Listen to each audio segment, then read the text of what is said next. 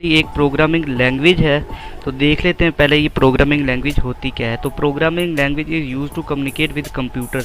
Computer से communicate करने के लिए इस्तेमाल होती है।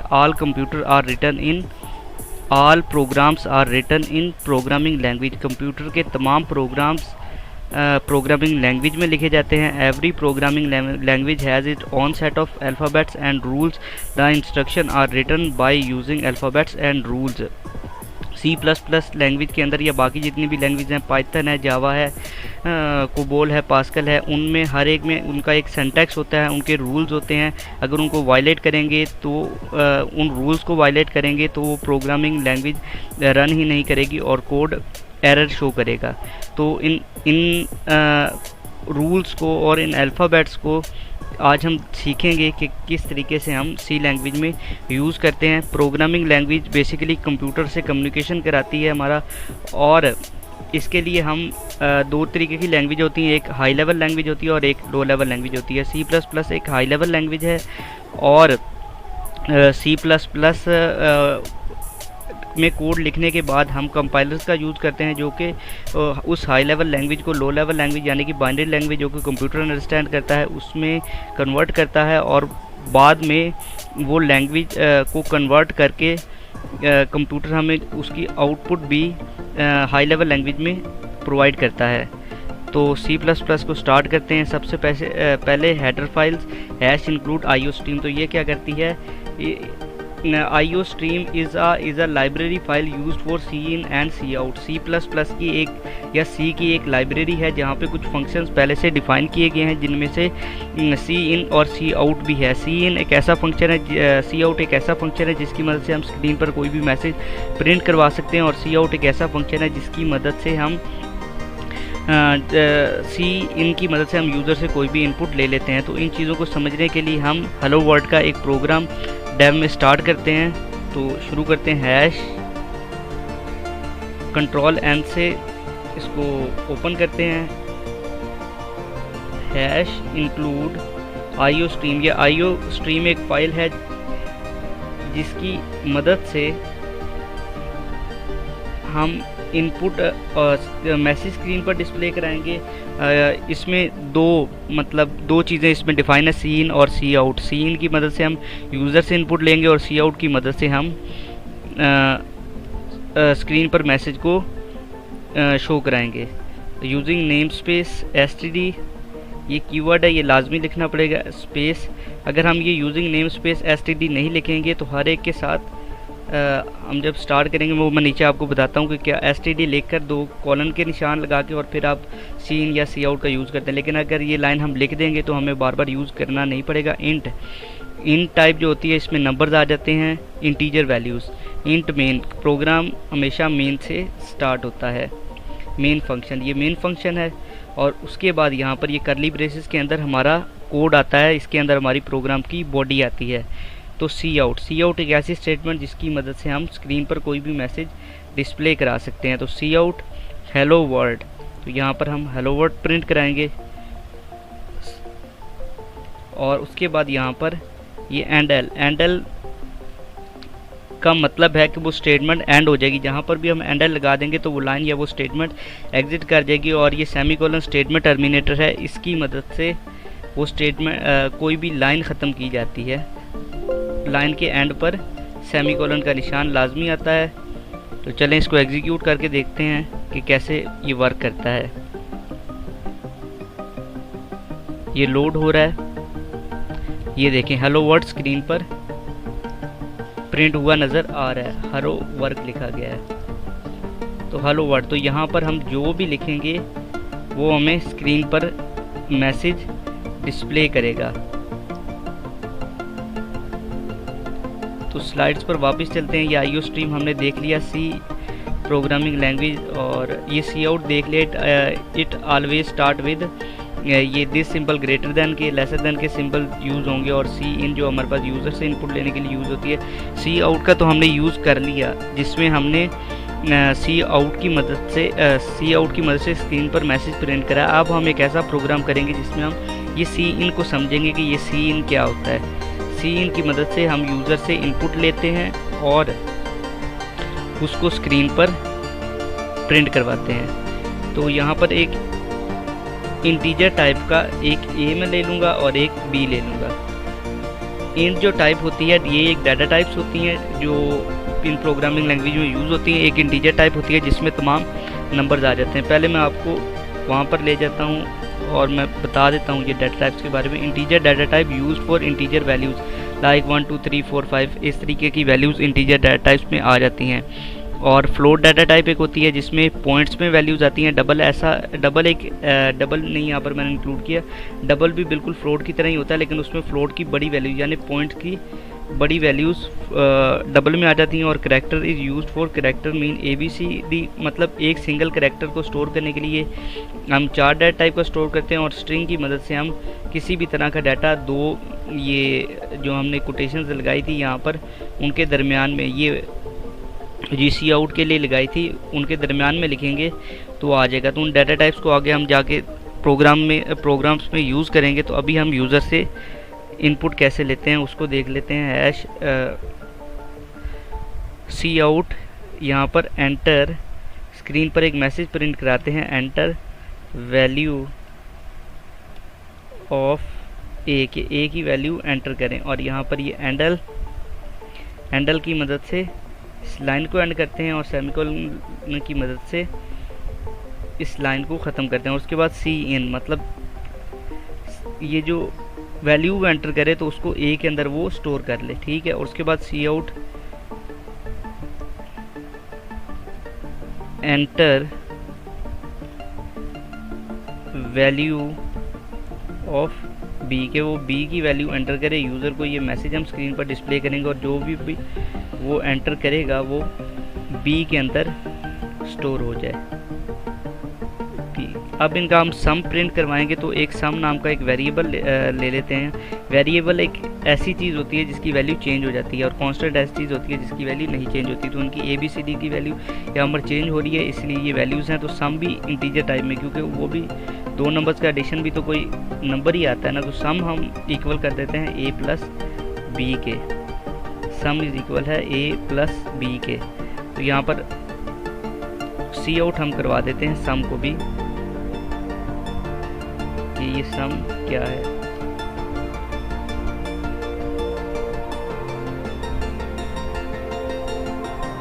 ये कोटेशंस आपको लगानी पड़ेंगी। शिफ्ट में लगाना भूल गए इसलिए वो लाइन रेड हो गई, नहीं तो ये लाइन ब्लूइश ऐसे हो जाती। ये सी आउट ये जो मैंने लाइंस लिखी हैं ये भी बिल्कुल एज इट इज़ स्क्रीन पर प्रिंट होंगी। तो सी आउट का तो आपको समझ आ गई होगी कि सी आउट किस लिए यूज़ करते हैं। अब यहाँ पर सी आउट हम कर देते हैं कि सम इज़ इक्वल सम जो हमारे पास आया है वो हमारे पास इक्वल है। ये जो कोटेशंस में हम लिखेंगे वो तो एज स्क्रीन पर आएगा और यहाँ पर सम को हम कोटेशन में नहीं लिखेंगे तो वो जो सम की वैल्यू होगी वो हमारे पास आएगी। और एंडल का यूज़ करेंगे यहाँ पे और उसके बाद यहाँ पर सी आउट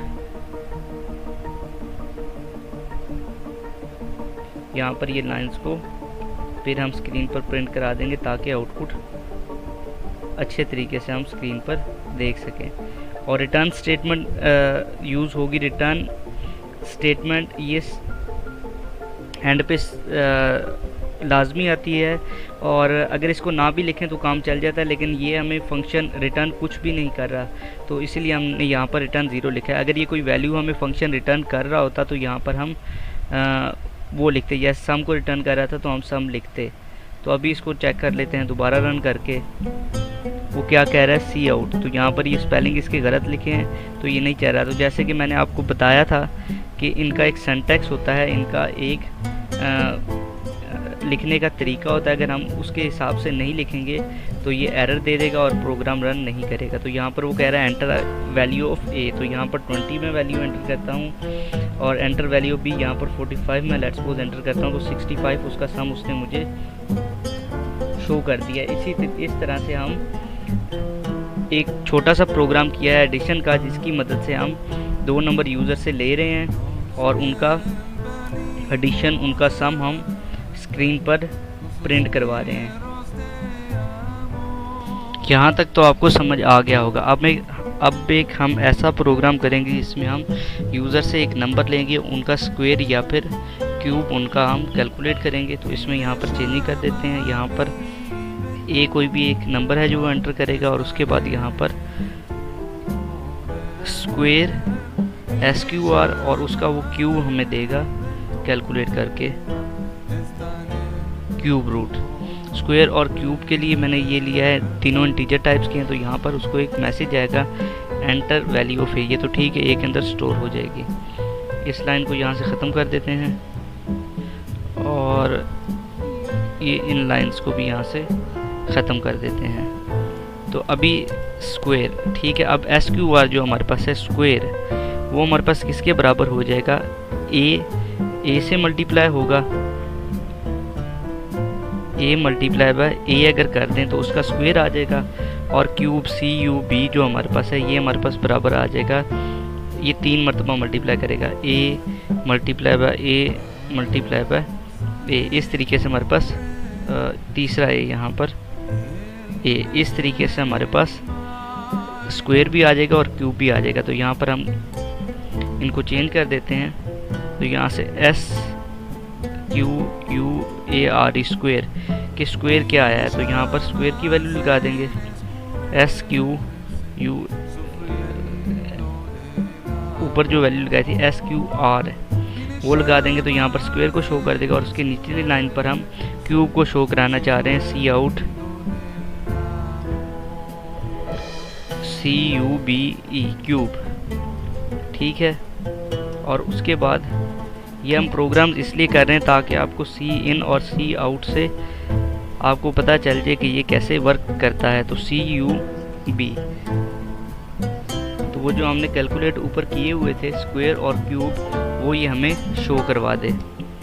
तो एंडल स्टेटमेंट अगर नहीं भी लिखते तो हमारा काम चल सकता है, क्योंकि इसके बाद कोई और लाइन ही नहीं है जो कि ब्रेक होगी। तो यहाँ पर L नहीं मैंने लिखा, अगर ये L में नहीं लिखता तो फिर भी ये प्रोग्राम एग्जीक्यूट नहीं होता।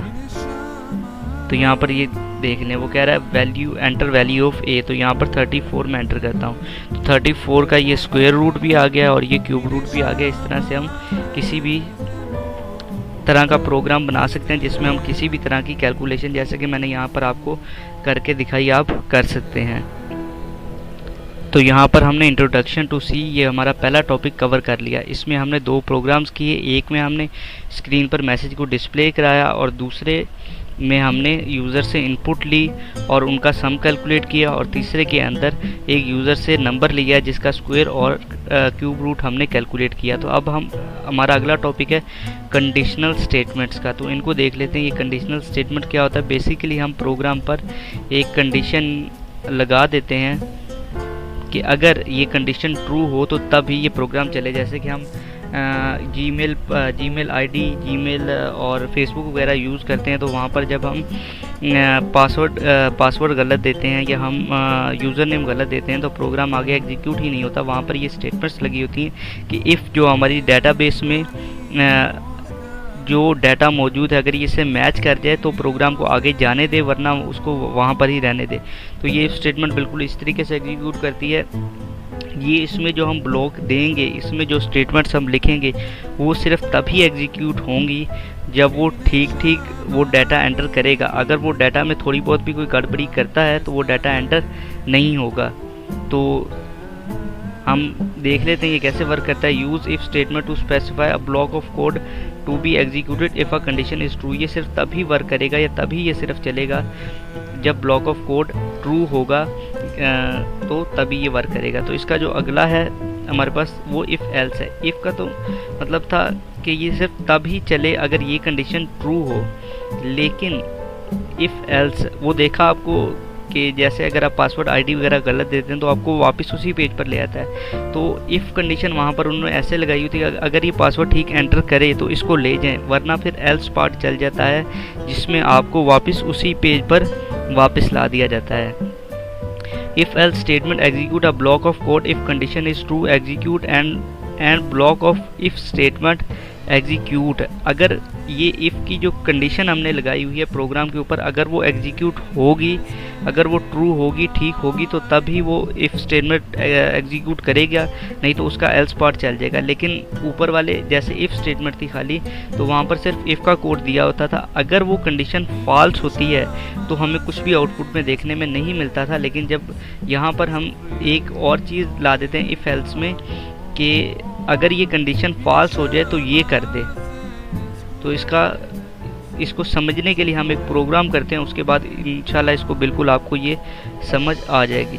हम डेव की स्क्रीन पर आ चुके हैं और अब हम एक इफ़ एल्स का प्रोग्राम रन करके दिखाते हैं। पहले इफ़ स्टेटमेंट का करके दिखाते हैं, उसके बाद इफ़ एल्स का करते हैं। तो इफ़ इंटीजर एक नंबर ए ले लेते हैं जिसको हम यूज़र से लेंगे सी आउट, यूज़र को एक स्क्रीन पर मैसेज प्रिंट करवाते हैं कि एंटर अ नंबर, वो एक नंबर एंटर करे, एंटर एनी नंबर के, वो कोई नंबर एंटर करे। तो वो ज़ाहिरी बात है कोई एक नंबर एंटर करेगा और उसको हम सी इन कर लेंगे ए के अंदर। आप यहाँ पर वेरिएबल में, यहाँ पर मैंने ए लिया हुआ है, यहाँ पर आप कुछ भी अपनी मर्ज़ी से नाम दे सकते हैं।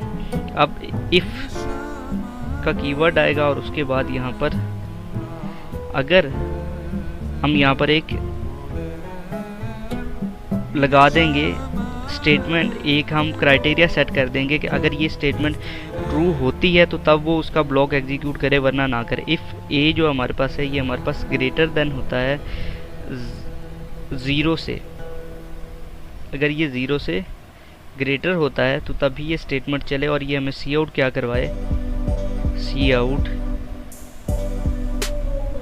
पॉजिटिव नंबर कि 0 से बड़ा अगर नंबर एंटर किया तो वो पॉजिटिव नंबर ही होगा, पॉजिटिव नंबर। ये हमें स्क्रीन पर ये मैसेज को डिस्प्ले करा दे। तो आप इसको रन करके देखते हैं, ये देखें सी आउट, यहाँ पर ये देखें वो कह रहा है कोई एंटर नंबर एंटर करें। तो लेट्स सपोज मैं यहाँ पे कोई नेगेटिव नंबर एंटर करके देखता हूँ कि ये क्या करता है। आई थिंक सो ये माइनस का साइन है और ये 45, तो वो प्रोग्राम एग्जीक्यूट ही नहीं हुआ और वहाँ पर ही वो एंड हो गया बिल्कुल। ये तभी सिर्फ चलेगा प्रोग्राम जब हम कोई भी पॉजिटिव नंबर एंटर करेंगे।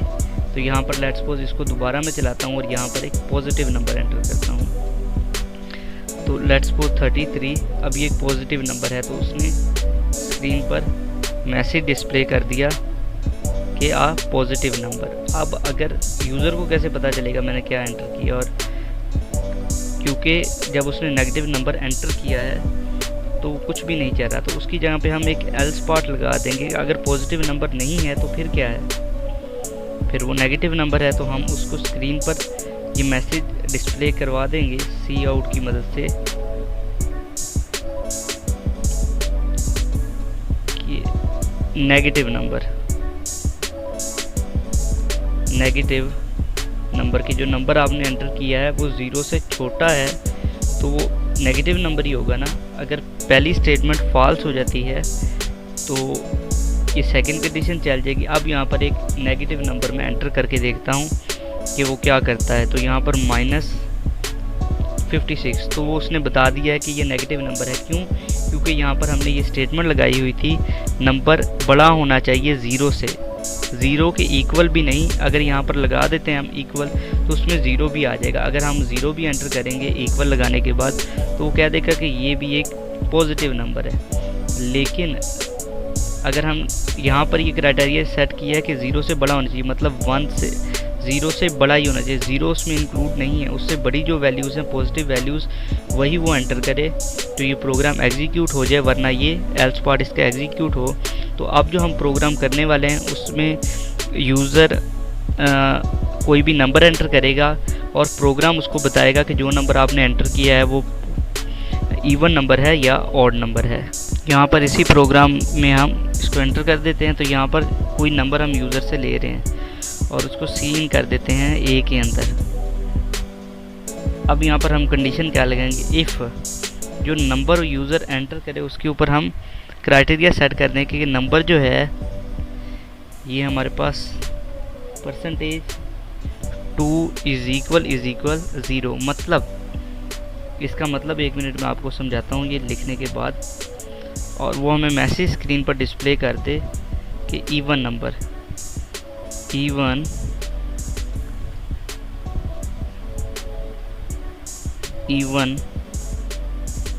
नंबर।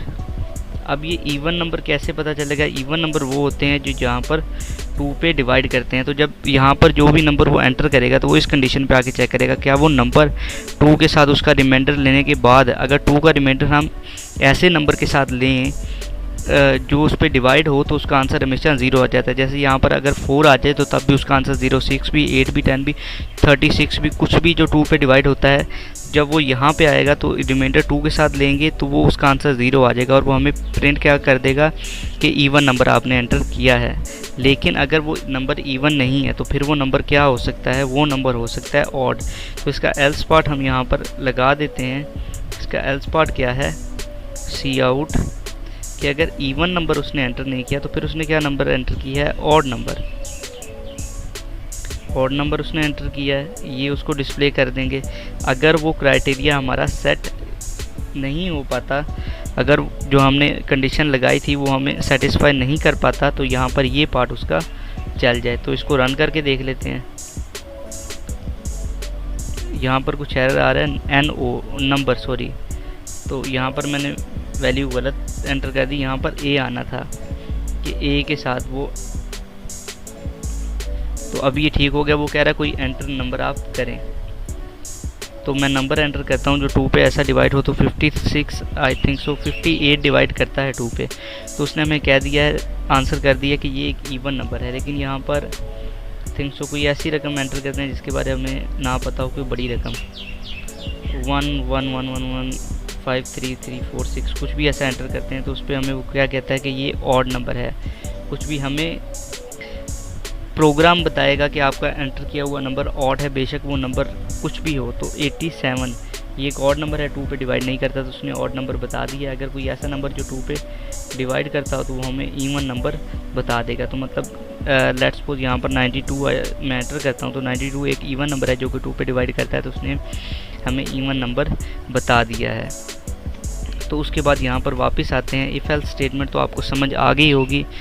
तो जैसे जैसे आपको जो चीज़ आपको समझ नहीं आ रही उसको कमेंट में लिखें, मैं उस पर एक सेपरेट वीडियो अलहदा से बना के उसको समझाऊंगा। जो पॉइंट समझ नहीं आ रहे वो वहाँ पर बताएं।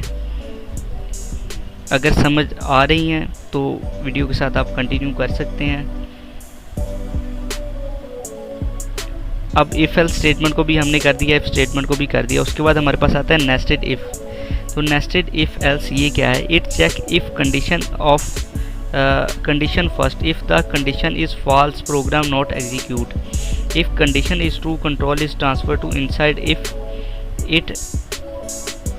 If condition is true, then the inside execution if executed, otherwise else part statement is execute. ये होगा कैसे? यहाँ पर मैं एक डायग्राम आपको बताता हूँ दिखा के। एक हम if स्टेटमेंट हमने लगाई, क्राइटेरिया हमने रखा, लेट्स सपोज कि वो नंबर बड़ा होना चाहिए 0 से, तो मतलब वो पॉजिटिव नंबर होगा। यहाँ से 0 से मतलब वो नंबर ग्रेटर होना चाहिए, 0 से बड़ा नंबर होना चाहिए। ये हमने एक स्टेटमेंट लगा दी। उसके बाद सबसे पहले तो वो चेक करेगा कि ये नंबर 0 से, अब नेगेटिव नंबर भी तो 2 पे डिवाइड होते हैं ना। तो यहाँ पर हमने एक क्राइटेरिया सेट कर दिया कि वो नंबर पॉजिटिव होना चाहिए। अब इवन ऑड के प्रोग्राम में मैं आपको दिखाता हूँ। अगर मैं कोई नेगेटिव नंबर भी एंटर करता हूँ ना तो वो 2 पे डिवाइड होता है बिल्कुल। यहाँ पर नेगेटिव 28 भी मैं एंटर करता हूँ ना तो वो 2 पे डिवाइड होता है। इसने इवन नंबर बता दिया। लेकिन अगर हम चाहते हैं कि वो इवन नंबर को ना ले, सिर्फ पॉजिटिव नंबर को ले, तो वहाँ पर हम नेस्टेड इफ़ एल्स का यूज़ करेंगे, जिसमें एक से ज़्यादा इफ़ या एल्स का हम यूज़ करेंगे। तो इट चेक, तो ये सबसे पहले जो बड़ा इफ़ होगा, मतलब सबसे पहला जो इफ़ होगा वो इफ़ क्या है यहाँ पर कि वो पॉजिटिव नंबर होना चाहिए। पॉजिटिव नंबर होगा तो फिर उसकी बॉडी के अंदर जाएगा। पॉजिटिव नंबर के बॉडी उसके अंदर क्या पड़ा हुआ है कि उसको बड़ा होना चाहिए 0 से, उसको बड़ा होना चाहिए 0 से। तो ठीक है, 0 से फिर वो उसको चेक करेगा। अगर नहीं, वो 2 पे डिवाइड कर रहा है कि नहीं कर रहा, तो अगर वो 2 पे डिवाइड कर रहा है तो उसको, मतलब एक तो पॉजिटिव नंबर है और डिवाइड भी कर रहा है तो उसको कर देगा। लेकिन नेगेटिव नंबर जब भी वो वहाँ पर एंटर करेगा वो इवन नंबर प्रिंट नहीं करेगा, वो ऑड नंबर ही प्रिंट करेगा। तो यहाँ पर इसी में एक्सटेंशन करके देख लेते हैं कि यहाँ पर if inside the body of another if, मतलब अगर एक इफ़ है तो उसकी बॉडी के अंदर एक और अगर हम इफ़ लगा दें, कंडीशंस एक से ज़्यादा अगर हम अप्लाई कर दें, तो यहाँ पर जो नंबर है सब कंडीशन हम लगा देते हैं। जो एनो में यूज़ कर रहा हूँ, ए जो हमारे पास है ये प्रोग्राम की मदद से आपको बेहतर तरीके से समझ आएगा, इसलिए मैं यहाँ से समझा रहा हूँ। नंबर बड़ा होना चाहिए 0 से, ये क्राइटेरिया पहला तो हमने ये सेट कर दिया। 0 से छोटा होगा तो प्रोग्राम चलेगा ही नहीं, 0 से छोटा नंबर होगा तो चलेगा ही नहीं। इवन और तो बाद का मसला है, इवन और तो बाद का मसला है। अगर वो नेगेटिव नंबर एंटर करता है ना तो ये प्रोग्राम चलेगा ही नहीं। सबसे पहला क्राइटेरिया इसका क्या है, इफ़ नंबर ए से जो है हम एंटर करवाएंगे वो बड़ा 0 से बड़ा होना चाहिए। अगर वो 0 से बड़ा है तो फिर ये कंडीशन दोनों उस पर चेक होंगी कि वो इवन नंबर है या ऑड नंबर है। अगर वो नेगेटिव नंबर एंटर करता है तो प्रोग्राम रन ही नहीं करेगा। इस तरीके से ये नेस्टेड इफ एल्स वर्क करता है। तो यहाँ पर लेट्स सपोज मैं कोई नेगेटिव नंबर एंटर करके देख लेता हूँ, -56, तो उसने कुछ भी नहीं डिस्प्ले कराया। हम चाहते हैं कि इवन और ऑड का सिर्फ हमें वो तभी बताए जब वो पॉजिटिव नंबर हो। तो नेस्टिंग हम कैसे कर सकते हैं कि एक इफ़ के अंदर या एक एल्स के अंदर हम एक से ज़्यादा एक प्रोग्राम के अंदर कंडीशंस लगाएं तो उसको नेस्टिंग बोलते हैं और उसको नेस्टेड इफ एल्स बोलते हैं। उम्मीद है आपको समझ आई होगी। और ये नेस्टेड इफ एल्स की जो क्राइटेरिया हम सेट करते हैं इसकी आपको बहुत अच्छे से समझ आ गई होगी। अगर नहीं आती तो कमेंट में बताएं, जहाँ पर से नहीं समझ आई उस पर एक सेपरेट वीडियो बना के आपको मैं लिंक सेंड कर दूँगा उसका। तो अगर कहीं से भी नहीं समझ आ रही तो कमेंट्स में आप पूछ सकते हैं। और उसके बाद ये कंडीशंस हमने पूरी कर ली। इफ़ स्टेटमेंट का भी बता दिया, इफ़ एल्स का भी बता दिया, नेस्टेड इफ़ एल्स का भी मैंने आपको बता दिया कि ये कैसे वर्क करता है। उसके बाद अगला हमारा टॉपिक है लूप का। अब हम देखते हैं कि ये लूप होते क्या हैं और ये वर्क कैसे करते हैं। ये दो ऊपर वाली जो भी अभी तक मैंने करवाया, अगर आपको नहीं समझ आया तो लाजमी कमेंट्स में लिखें। और अगर वीडियो नहीं समझ आ रही, लाइक नहीं कर सकते, अगर आपको ऐसा फ़ायदा नहीं हो रहा तो इसको डिसलाइक ज़रूर करें ताकि मुझे पता चल सके रिस्पॉन्स का कि कितने लोगों को समझ आ रही है और कितने लोगों को इसकी समझ नहीं आ रही। तो चलें देख लेते हैं कि ये लूप्स क्या होते हैं और ये कैसे वर्क करते हैं। ये तो हमने कर लिया था, ये स्टेटमेंट्स भी हमारी ख़त्म होंगी और उसके बाद यहाँ पर लूप्स आ जाता है। लूप करता क्या है, अब मैं यहाँ से प्रोग्राम में जैसे कि हमने हेलो वर्ल्ड लिखा था एक प्रोग्राम, तो हमें लेट्स सपोज उसको 5 मरतबा हमें स्क्रीन पर प्रिंट करवाना है। तो हम 5 मरतबा क्या सी आउट लिखेंगे, सी आउट हेलो वर्ल्ड, सी आउट हेलो वर्ल्ड, सी आउट हेलो वर्ल्ड, सी आउट हेलो वर्ल्ड। तो इस तरीके से अगर हमें एक ही काम को या लाइंस को हमें अगर बार बार लिखना पड़ता है या कोई स्टेटमेंट ऐसी हैं जिनको बार बार एग्जीक्यूट करने की ज़रूरत पड़ती है तो उनके लिए हम लूप्स का यूज़ करते हैं। इसकी डेफिनेशन देख लेते हैं। Loop allow you to execute a statement और a group of statement in multiple time, कि हम किसी भी स्टेटमेंट को, एक स्टेटमेंट को मल्टीपल टाइम लूप्स की मदद से एग्जीक्यूट कर सकते हैं बहुत ही आसानी से।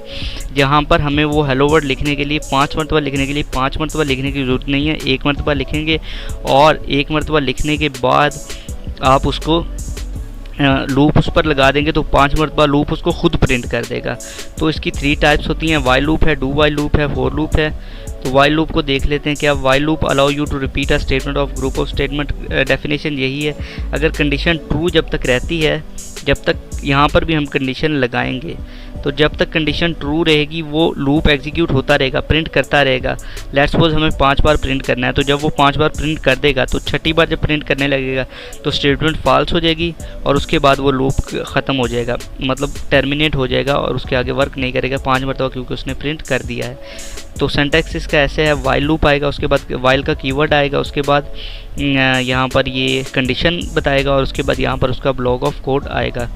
तो चलें इसको करके देख लेते हैं कि ये कैसे वर्क करता है। डायरेक्ट की स्क्रीन पर हम आ गए हैं, इनको यहाँ से ख़त्म करते हैं। एक बार 1 मिनट इनको मैं ख़त्म कर लूँ।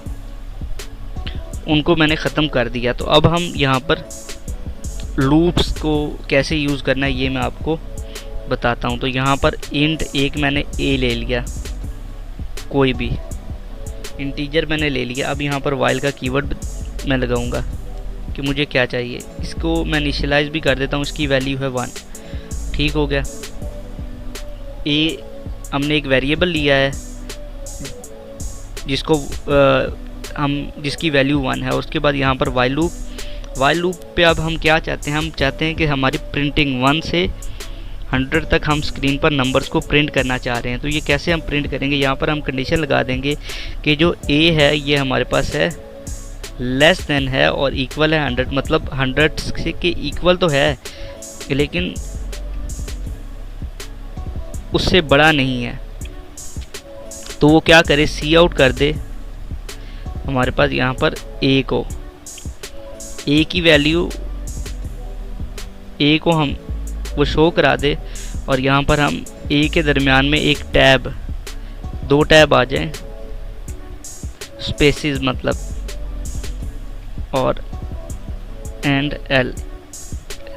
ये मैं आपको समझाता हूँ कि ये सारा वर्क कैसे करेगा। एक मिनट बस इसको लिख लूँ और a में इंक्रीमेंट होता रहे। ये लाइन आपको समझ नहीं आ रही क्योंकि a++ क्यों लिखा है, तो इसका मतलब ये है। अभी यहाँ पर मैं आपको कमेंट का भी बता देता हूँ कि कमेंट क्या होता है। ये जो ये साइन होता है कहाँ पे, ये वाला, ये साइन जिस जगह पे भी हम लगा देते हैं उसके आगे हम जो भी लिखेंगे वो कमेंट हो जाएगा। वो प्रोग्राम समझने के लिए हम यूज़ कर सकते हैं, लेकिन वो प्रोग्राम की एग्जीक्यूशन के वक्त कंपाइलर को पता चल जाएगा कि ये प्रोग्राम का हिस्सा नहीं है। तो यहाँ पर ये a+1 ही है। लेट्स सपोज इसको आप ऐसे भी ले सकते हो कि ये जो a की वैल्यू है उसमें ये 1 प्लस कर देगा। ये काम यहाँ पर ये कर रहा है। तो यहाँ पर होगा क्या, पहले a की वैल्यू 1 है, कंडीशन क्या है, कंडीशन तो ट्रू है। यहाँ पर नीचे आएगा a को प्रिंट कर देगा, ठीक है। फिर स्पेसिस आएंगी बीच में, एंडल, उसके बाद a में इंक्रीमेंट। अब a की वैल्यू क्या हो चुकी है, 2 a की वैल्यू हो चुकी है, 2 अब 2 जो है 2 भी इससे छोटा है, तो यहाँ पर ये प्रिंट हो जाएगा। ऐसे ही यहाँ तक ये 100 तक प्रिंट कर देगा। लेकिन जैसे ही इसकी वैल्यू 101 होगी तो ये कंडीशन फॉल्स हो जाएगी और लूप टर्मिनेट हो जाएगा। इस तरीके से ये 100 तक काउंटिंग को प्रिंट करेगा। तो मैं इसको एग्जीक्यूट करके दिखाता हूँ। तो ये देखें एंडल लगाया था, तो ये देखें ये सीधी बिल्कुल काउंटिंग प्रिंट हो गई है क्योंकि हर लाइन ब्रेक हो चुकी है। तो ये एंडल का आपको अब समझ आ गई होगी कि एंडल मैंने क्यों लिखा था। लेकिन अब मैं चाहता हूँ कि सब एक ही लाइन में आएँ और एंडल ना हो। तो ये कैसे करूँगा, ये देखें 100 तक उसने प्रिंट कर दिया है लाइंस के अंदर और उनमें थोड़ा बहुत फासला भी आया है। लेकिन यहाँ पर अगर एंड ऑफ लाइन में कर दूंगा तो वो नेक्स्ट लाइन पर प्रिंट करता जाएगा। इस तरीके से ये वर्किंग करता है। ये इसकी वैल्यू 1 है ना, जैसे अगर नहीं समझ आपको लगी दोबारा, इसकी वैल्यू 1 है, ये यहाँ पे आएगा। कंडीशन क्या हो जाएगी, 100 से छोटा ही है ना, तो 100 से छोटा ही है ना, तो कंडीशन क्या है, ट्रू। ये a को प्रिंट कर देगा। उसके बाद उसमें एक इंक्रीमेंट हो जाएगा, उसकी वैल्यू क्या हो जाएगी, 2 हो जाएगी। 2 भी उससे छोटा है, 3 भी। लेट्स सपोज जब 100 तक तो ये कंडीशन ट्रू होती रहेगी, लेकिन जब 101 आएगा तो ये कंडीशन फॉल्स हो जाएगी और ये लूप टर्मिनेट हो जाएगा। उम्मीद है कि ये भी आपको समझ आ गया होगा। अब इसके अगले पार्ट को देख लेते हैं। वाइल लूप को हमने देख लिया। अब ये डू वाइल, इसकी 3 टाइप्स थी ना लूप्स की, वाइल, डू वाइल और फॉर। तो हम डू वाइल को देख लेते हैं। डू वाइल की भी डेफिनेशन यही है, ये भी तब तक वैल्यूज़ को रिपीट करता है जब तक कंडीशन ट्रू ना, जब तक कंडीशन फॉल्स ना हो जाए। लेकिन इसमें एक फ़र्क होता है। हम वाइल लूप जब लिखते थे तो वाइल लूप में हमारे पास कंडीशन ऊपर आ रही होती थी और उसके बाद बॉडी एग्जीक्यूट होती थी। लेकिन इसमें बॉडी पहले आ जाएगी और उसके बाद हमारा कोड एग्जीक्यूट करेगा। बॉडी इसमें पहले आएगी और कंडीशन बाद में लगेगी। इसीलिए ये काम तो सेम ही करता है, लेकिन ये एक मरतबा ज़रूर एग्जीक्यूट होता है क्योंकि इसमें ये वाइल लूप को आप देख रहे हैं ना, यहाँ से समझाता हूँ। ये वाइल लूप, यहाँ पर ये कंडीशन पहले चेक होती है, उसके बाद ये बॉडी यहाँ पर एग्जीक्यूट होती है। लेकिन डू वाइल के अंदर ऐसा नहीं होगा। डू वाइल के अंदर कैसा होगा, काम तो सेम ही है। यहाँ पर इस लाइन को मैं कॉपी करता हूँ Ctrl+C से और यहाँ पर डू का कीवर्ड डाल देता हूँ डू वाइल लूप के लिए। डू का कीवर्ड डाल दिया और उसके बाद यहाँ पर ये देखें Ctrl+V से मैंने यहाँ पर इसको पेस्ट करके एंड पे सेमीकोलन लगा दिया। तो अब क्या है, अब यहाँ पर डू का कीवर्ड पहले आ गया और ये कंडीशन बाद में आ गई और एंड पे एक सेमीकोलन इसमें ज़रूर आएगा। तो ये डू वाइल लूप बन जाएगा। ये देखें ये भी सेम ही वर्क कर रहा है, बिल्कुल इसी तरीके से वर्क करेगा। अब डू वाइल लूप में एक प्रोग्राम मैं आपको और करके दिखा देता हूँ जिससे आपको डू वाइल लूप और बेहतर समझ आ जाएगा। ऐसा करते हैं कि इसमें एक प्रोग्राम कर देते हैं जो कि टेबल को स्क्रीन पर प्रिंट करेगा। वह सिंटैक्स तो आपको समझ आ ही गया होगा। तो इसी में चेंजिंग कुछ करके ना हम एक टेबल स्क्रीन पर प्रिंट करवा देते हैं। एक ही वैल्यू 1 रख लेते हैं या यूज़र से यूज़र से पूछ लेते हैं कि आप कौन सा, ये इंट ए तो रहेगा ही ना, कि आप कौन सा नंबर एंटर करना चाह रहे हैं। तो सी आउट, स्क्रीन पर मैसेज डिस्प्ले कराएंगे, सी आउट एंटर टीबी नंबर के, वो जो टेबल का जो नंबर है वो हमें बता दे कि वो कौन से नंबर का टेबल प्रिंट करवाना चाह रहा है। और उसको सी इन करवा देते हैं हम ए के अंदर, सी इन करवा देते हैं ए के अंदर, ठीक है। और उसके बाद हम यहाँ पर ये कंडीशन यहाँ पर 10 तक चलेगी, क्योंकि टेबल तो हमें 10 तक प्रिंट चाहिए ना। तो यहाँ पर सी आउट हम क्या करेंगे, ये इसको भी मैं आपको समझाऊंगा। तो सी आउट सबसे पहले क्या है, सबसे पहले हमारे पास आए वो नंबर जो वो एंटर करे। उसके बाद क्या है, यहाँ पर हमारे पास मल्टीप्लिकेशन का एक साइन है। ये जो हम साइन यूज़ करते हैं कोटेशन का, इसमें हम जो भी लिखते हैं वो स्क्रीन पर एज इट इज़ आता है। और जो हम ये ऐसे ए जैसे मैं लिखा है, ये इसकी वैल्यू आएगी। तो यहाँ पर दूसरा जो आएगा हमारे पास, एक इंक्रीमेंट हम चाह रहे थे ना, तो यहाँ पर आई ए की यूज़ कर लेंगे। यहाँ पर हम वो ए तो हम यूज़ कर रहे थे, तो आई एक आ जाएगा। ये मैं आपको बताता हूँ मैंने आई क्यों यहाँ पे यूज़ किया है। और उसके बाद यहाँ पर आई हमने इसीलिए लिया है यहाँ पे कि पीछे तो जो प्रोग्राम जिसमें काउंटिंग प्रिंट कराई थी, एक ही नंबर था, उसको हमने वैल्यू दे दी थी और उसी में इंक्रीमेंट करते जा रहे थे। लेकिन यहाँ से एक यूज़र से भी तो हमने नंबर लेना है और उसको भी तो हमने कहीं स्टोर करना है। तो यूज़र से जो नंबर स्टोर कराएंगे वो एक नंबर होगा, और जो दूसरा नंबर जिसमें हम इंक्रीमेंट करेंगे वो हमारे पास दूसरा नंबर होगा। तो इसीलिए यहाँ पर हमने लिया है ये। और उसके बाद आई एक इक्वल टू का साइन आ जाए। ये जब आउटपुट आएगी तो आपको पता चल जाएगा कि ये मैंने ऐसे क्यों लिखा है। और यहाँ पर ए मल्टीप्लाई बाय आई, ये जब आउटपुट इसकी आएगी ना, तो आपको खुद ब खुद समझ आ जाएगा कि ये मैंने ऐसे करके क्यों लिखा है इसको। और आई प्लस प्लस इसमें भी होगा, आई की वैल्यू चेंज होगी। अब लेट्स सपोज आई की वैल्यू क्या है, यहाँ पर एक कमेंट में नीचे मैं लिख देता हूँ कि ये वर्क कैसे करेगा। सी आउट कमेंट में लिख देता हूँ यहाँ पर आगे आके। तो ए की वैल्यू क्या होगी, पहले जो यूज़र लेट्स सपोज 20 एंटर करता है, तो ए की वैल्यू 20। उसके बाद क्या आएगा, क्रॉस का निशान आएगा। और उसके बाद आई की वैल्यू पहले क्या है 1, तो 20 1 1। और उसके बाद आई इससे ये दोनों आपस में मल्टीप्लाई होंगे, तो आंसर क्या आएगा 20। इस तरीके से ये वर्क करेगा। तो इसकी वर्किंग तो आपको समझ आ गई होगी। जिस चीज़ की नहीं समझ आ रही कमेंट करें, पूछें, मैं उसका आंसर आपको ज़रूर करूँगा। तो इसको रन करके देख लेते हैं। यहाँ पर वो एक एरर दे रहा है कि आई वाज नॉट डिक्लेयर, तो आई को हमने डिक्लेयर ही नहीं किया था, तो यहाँ पर आई हम ले लेते हैं। तो अब देख लेते हैं कि ये कैसे वर्क करता है। अब ये देखें बिल्कुल ठीक वर्क कर रहा है। लेट्स सपोज मुझे चाहिए 788 का टेबल, जो कि लिखना ही बहुत मुश्किल है। तो ये देख लें कि कैसे वर्क कर रहा है। ये 0 से स्टार्ट हो रहा है, तो करना तो 1 से स्टार्ट था, तो इसको अभी मैं ठीक कर देता हूँ। लेकिन देखें आप, कोई भी टेबल अगर आपको चाहिए, प्रोग्रामिंग लैंग्वेज और प्रोग्राम का मकसद ही ये होता है कि वो आपके लिए आसानियाँ पैदा करता है, मुश्किलें पैदा नहीं करता। और कोडिंग इतनी ज़्यादा भी मुश्किल नहीं है जितनी हमने मुश्किल इसको ले लिया। तो 30 का टेबल चाहिए, ये देखें 30 का टेबल उसने वहाँ तक हमें प्रिंट करके दे दिया है। तो कोई मुश्किल नहीं है प्रोग्रामिंग। तो इस तरह से हमने इस टेबल को प्रिंट कर दिया है। यहाँ पर पहले ए की वैल्यू आएगी, फिर टेबल की। अगर हम कोई भी टेबल चाहिए तो हम इससे एंटर, अगर हमें टेबल 20 तक चाहिए, लेट्स सपोज यहाँ पर कंडीशन चेंज कर देंगे, लेट्स सपोज 50 तक टेबल चाहिए हमें, एक बहुत लंबी वैल्यू 50 तक जाएगी। तो वो क्या हमें चाहिए, टेबल भी 50 तक और होना भी वो 17 का टेबल चाहिए। तो ये देखें वो 50 तक उसने 0 से लेके 50 तक हमें प्रिंट करके दे दिया है। अब वो 0 से प्रिंट कर रहा है, तो यहाँ पर इसको मैं एक वैल्यू दे देता हूँ 1, क्योंकि ये स्टार्ट 0 से कर रहा है। तो हम इसको 1 से अगर स्टार्ट करना है, तो यहाँ पर अब 67, ये देखें अब ये 1 से स्टार्ट हुआ है, 0 से स्टार्ट नहीं हुआ, वो डिफ़ॉल्ट स्टार्ट हो गया। तो ये देखें टेबल 50 तक उसने पूरा कर दिया है।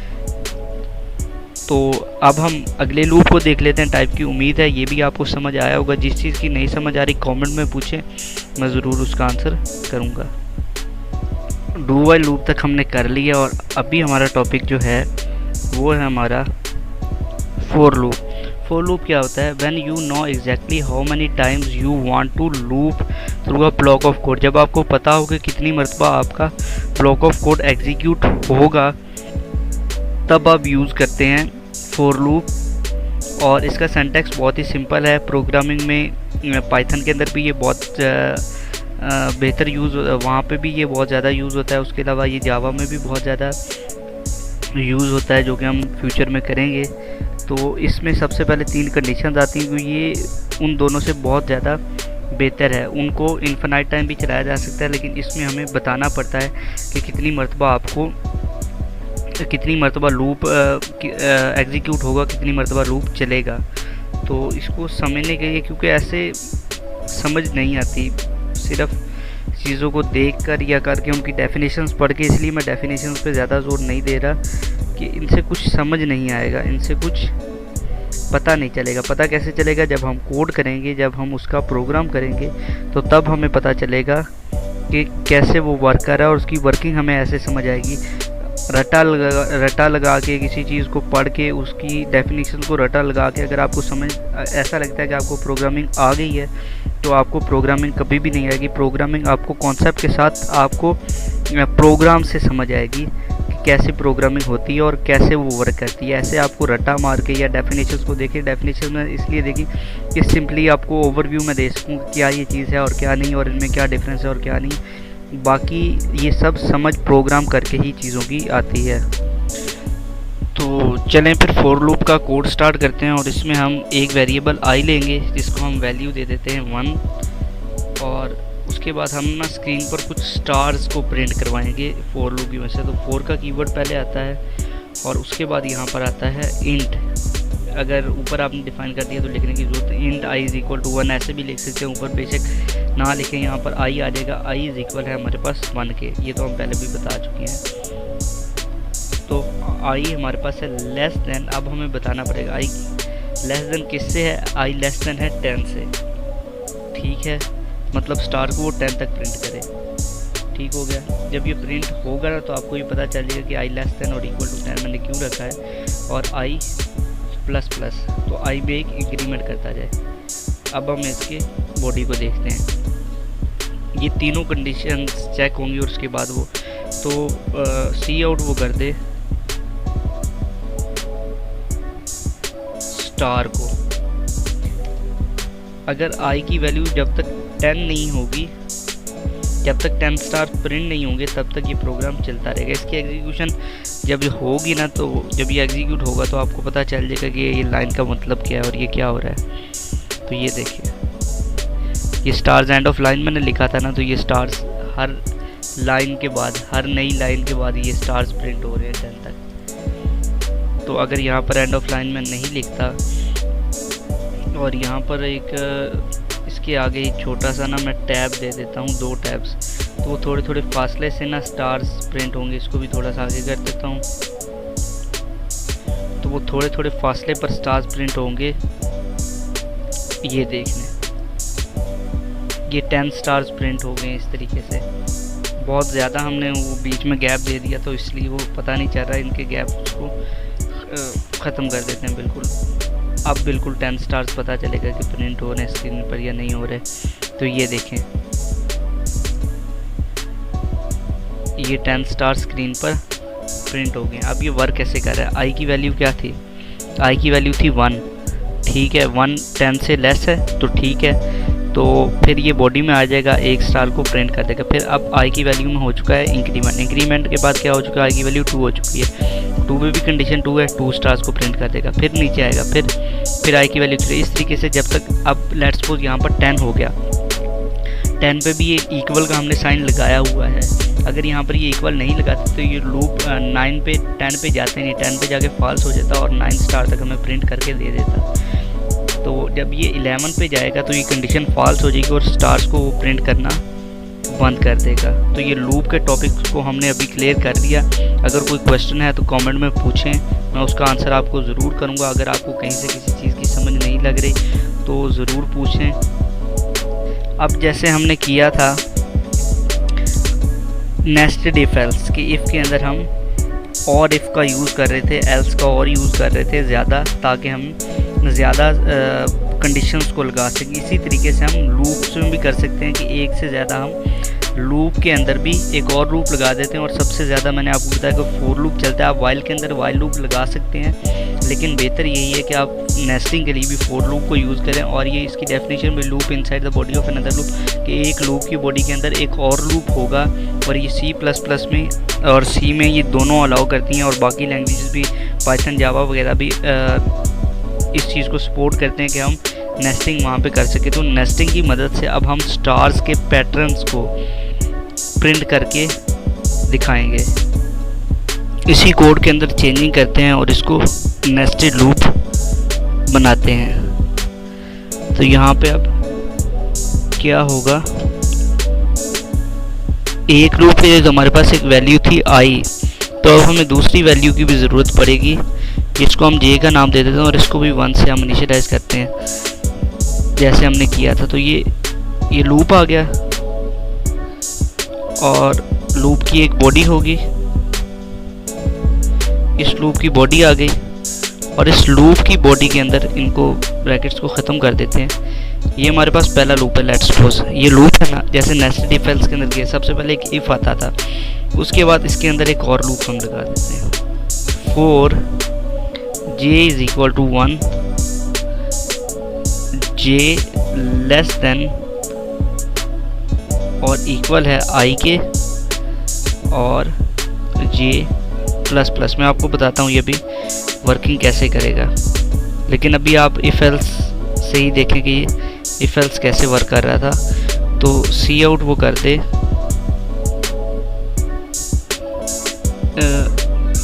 नंबर्स को प्रिंट करवा देते हैं। तो यहाँ पर इसके बाद यहाँ पर हम लिखेंगे कि ये नंबर को ही प्रिंट करवा लेते हैं, जैसे कि यहाँ पर ये I को प्रिंट कर दे, ठीक है। और यहाँ पर एंड एल भी कर देते हैं, एंड एल, ठीक है। ये इसकी बॉडी, ये इसकी बॉडी है, और ये इसकी बॉडी, ठीक है। अभी इसको रन करके देखते हैं। तो ये देखें, ये 10 तक काउंटिंग इसने प्रिंट कर दी है। यहाँ पर शायद एक एरर आ रहा है, यहाँ पर I की जगह पे मैंने 1 लिख दिया शायद। इसको चेंज करके देखते हैं फिर ये क्या करता है।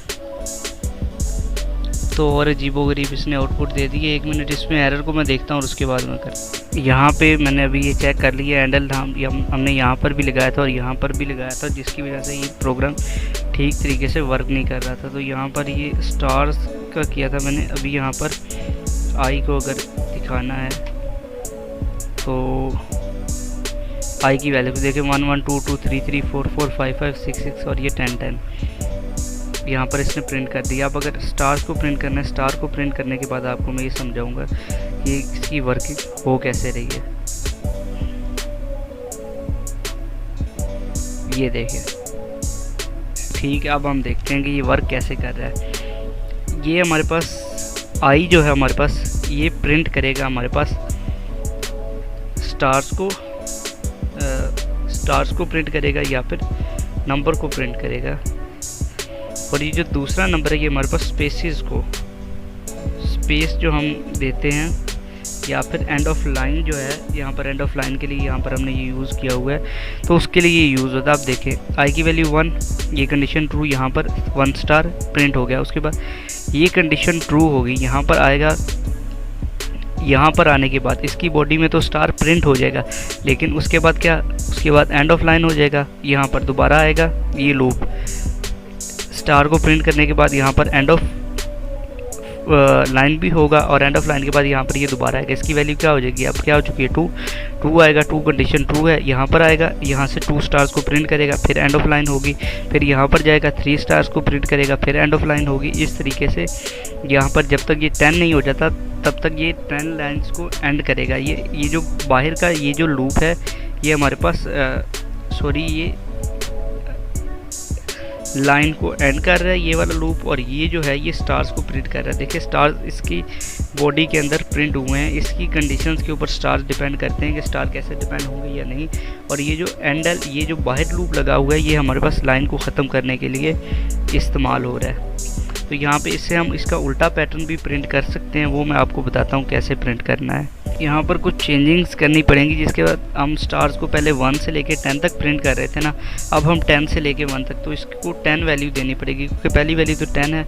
और यहाँ पर इसके साइन को चेंज करना पड़ेगा, इसके साइन को हम कर देंगे चेंज, ये ऐसा साइन आ जाएगा और यहाँ पर ये 1, ये अभी मैं बताता हूँ क्या हो रहा है। अब ये i की वैल्यू 10 है और i जो है ये बड़ा है 1 से, जब 1 से छोटी रकम आएगी तो ये लूप टर्मिनेट करेगा और बाकी लूप बिल्कुल ऐसे ही रहेगा, तो ये स्टार्स को बिल्कुल उल्टा प्रिंट कर देगा। तो ये तो इनफिनाइट टाइम चल गए, 1 मिनट इसको मैं चेक करता। ये शायद यहाँ पर i माइनस माइनस करना था क्योंकि i की वैल्यू में डिक्रीमेंट होता जा रहा है। i की वैल्यू 10 से 9 हो रही है, फिर 8 हो रही है, फिर 7, फिर 6, फिर अंटिल 1 तक यहाँ पर हो रही है। अब ये देखें ये कैसे वर्क कर रहा है। i की वैल्यू 10 है, 10 1 से बड़ा है, तो वो क्या करेगा, यहाँ पर लूप के अंदर आ जाएगा, लूप के अंदर आकर एक स्टार को प्रिंट कर देगा, फिर इसकी वैल्यू 2 हो जाएगी, फिर 2, फिर 3, ऐसे स्टार्स को ये प्रिंट करता जाएगा। और ये जैसे जैसे लाइंस एंड होती जाएंगी, जैसे जैसे स्टार प्रिंट होते जाएंगे, ये नेक्स्ट लाइन पर मूव करता जाएगा। तो इस तरीके से इसकी वर्किंग होगी। उम्मीद है आपको फॉर लूप भी समझ आ गया होगा। अगर फॉर लूप नहीं समझ आ रहा तो एक फॉर लूप पे मेरा एक अलग लेक्चर है, नेस्टेड फॉर लूप पे, उसका लिंक भी डिस्क्रिप्शन में दे दूंगा, आप वहाँ से समझ सकते हैं। लेकिन उम्मीद है कि यहाँ से भी आपको समझ आ गया होगा। तो इस तरीके से हमारा ये लूप्स का भी हमारा टॉपिक कंप्लीट हुआ और उसके बाद देखते हैं हमारा नेक्स्ट टॉपिक लूप्स के बाद कौन सा है। आई थिंक सो कि अरेज का है, अरेज का टॉपिक। तो अरे के टॉपिक को स्टार्ट करते हैं। तो अब हम देख लेते हैं कि अरे क्या होता है। Array is use to store multiple values in a single variable, के एक ही वेरिएबल मेमोरी के अंदर बनेगा और उसके अंदर हम मल्टीपल वैल्यूज़ को स्टोर करेंगे। जैसे कि हम पीछे क्या कर रहे थे, इंट ए, इंट बी, इंट सी, इंट डी, ऐसे इंटीजर्स बना रहे थे और उनके अंदर अपनी वैल्यू स्टोर कर रहे थे। लेकिन अगर हमें जब बहुत ज़्यादा वैल्यूज़ को स्टोर करना पड़े तो हम उसके लिए अरेज का यूज़ करते हैं। जैसे यहाँ के इंट ए, इंट बी, इंट सी, इंटीजर टाइप की ही सारी वैल्यूज़ एंटर करनी है, तो हम इतना क्यों लिख रहे हैं, हम उनकी एक अरे बना लें और उसके अंदर हम उनकी वैल्यूज़ को ले लें, तो इससे हमारा काम बहुत ही आसानी से होगा। और ये अरे हम कितने भी नंबर्स की बना सकते हैं और उसके अंदर कुछ आपने ये पॉइंट्स को याद रखना है, करेंगे तो समझेंगे तो हम इसको एक प्रोग्राम की मदद से ही, क्योंकि प्रोग्राम की मदद से जितना अच्छे से समझ आता है इतना और किसी चीज़ से नहीं आता। इसका साइज़ में थोड़ा सा छोटा कर देता हूँ, ये इसके नीचे भी है जो कि नज़र नहीं आ रहा, यहाँ शायद अब नज़र आ रहा है, ये देखिए। और इसका ये मेमोरी लोकेशन के अंदर, जैसे यहाँ पर एक, अभी मैं आपको बताता हूँ, इंट एक वेरिएबल बनाया इंट ए, तो मेमोरी के अंदर ए नाम का एक लोकेशन सेट हुई जहाँ पर जाके वो वेरिएबल स्टोर हो गया। तो अब ये मेमोरी के अंदर अरे कैसे स्टोर होता है, तो अरे स्टोर के अंदर जब हम अरे को बनाते हैं और अरे में हम स्पेसिफाई करते हैं कि इतने नंबर्स की अरे हमें चाहिए। जैसे लेट्स सपोज स्ट्रिंग टाइप की एक अरे बनाई। अब ये स्ट्रिंग टाइप का मैंने आपको स्टार्ट में बताया था कि स्ट्रिंग कर्ली ब्रेसेस के अंदर स्ट्रिंग में आप कुछ भी लिख सकते हैं, वो स्क्रीन पर एज इट इज़ प्रिंट आप करवा सकते हैं। ये भी एक डाटा टाइप है जो कि सपोर्ट करती है C++ को, सी लैंग्वेज में ये सपोर्ट नहीं करता स्ट्रिंग डाटा टाइप।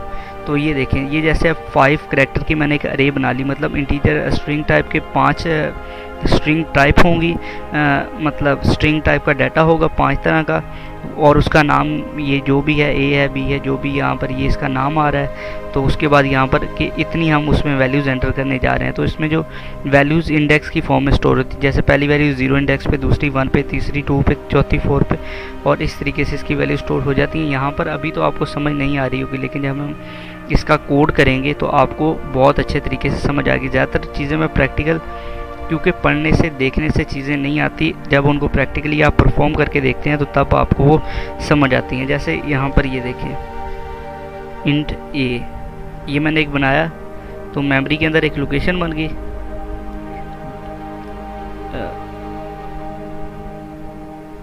मेमोरी के अंदर एक लोकेशन बन गई जहाँ पर ये ए जाके स्टोर हो गया। अब ऐसा ही हमें एक इंटीजर बी भी स्टोर कराना है, सी भी। लेट्स सपोज हमें 1000 of values of integer enter करानी है, तो हम उनको बार बार इनिशियलाइज़ करते रहें, बार बार उनको लिखते रहें, बार बार उनको करते रहें। इससे बेहतर हम उनकी एक अरे बना लें और उस अरे में हम सारा डाटा जितना भी चाहे हम एंटर कर दें। तो अरे को बनाते कैसे, ये देखें, ये इसका सिंटैक्स है। सबसे पहले वो उसकी टाइप आएगी। और इसमें डाटा एक ही टाइप का आ सकता है। अगर आपने इंटीजर टाइप की अरे बनाई है तो उसके अंदर सारा डाटा इंटीजर टाइप का होगा। अगर फ्लोट टाइप की बनाई है तो सारा डाटा पॉइंट्स में होगा। अगर आपने तो अभी तक हमने फ्लोट डाटा टाइप को चेक नहीं किया, तो यहाँ पर इसकी टाइप को मैं फ्लोट कर देता हूँ ताकि आपको उसका भी आइडिया हो जाए कि फ़्लोट कैसे वर्क करता है। फ़्लोट में पॉइंट्स की वैल्यूज़ आ जाती हैं और यहाँ पर ना इस अरे में हम चाहते हैं 3 वैल्यू स्टोर हों। तो अब इस 3 का मतलब क्या है, इसका इंडेक्स स्टार्ट होता है हमेशा 0 से। तो पहली वैल्यू 0 पे स्टोर होगी, उसके बाद एक वैल्यू 1 पे स्टोर होगी, एक वैल्यू 2 पे स्टोर होगी, और ये कितनी वैल्यूज़ बन गई 3। तो मतलब यही 3 वैल्यूज़ इन इंडेक्स पे स्टोर होगी। नंबर 3 जो इंडेक्स है वहाँ पर कोई भी वैल्यू स्टोर नहीं होगी। इसका एक इंडेक्स 0 से स्टार्ट, हमेशा 0 से ही स्टार्ट होगा। तो अभी इस कोई वैल्यूज़ को लेने के लिए हम लूप का यूज़ करते हैं। इसकी वैल्यूज़ को एंटर करने के लिए हम लूप का यूज़ करेंगे। तो फॉर लूप यहाँ पर लगा देते हैं, for int I is equal to 0, क्योंकि हमेशा ये जो हमारे पास अरे होता है हमेशा इसका इंडेक्स 0 से स्टार्ट होता है। आई लेस देन है 3 से, 3 से तो छोटा ही है। अब ये देखें 0 1 2 तक ये अरे जा रहा है, तो 3 से तो छोटा ही है। तो आई प्लस प्लस ये करता जाए, और यहाँ पर ये हमसे सी इन कर ले उस अरे को जो हमने एंटर किया। यहाँ पर 3 की जगह पे आई आ जाएगा, क्योंकि आई की वैल्यू चेंज होती जाएगी और अरे को अपडेट करती जाएगी। ठीक हो गया। यहाँ पर आप इसको रन करके देख लेते हैं।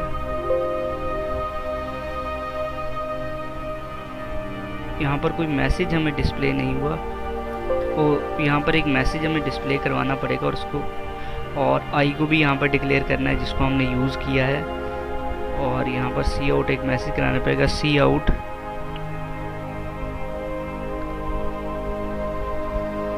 एंटर एलिमेंट्स ऑफ अरे। अरे के एलिमेंट्स को हमने यूज़र से हम उसको बता रहे हैं कि आपने अरे के एलिमेंट्स को इनपुट करना है।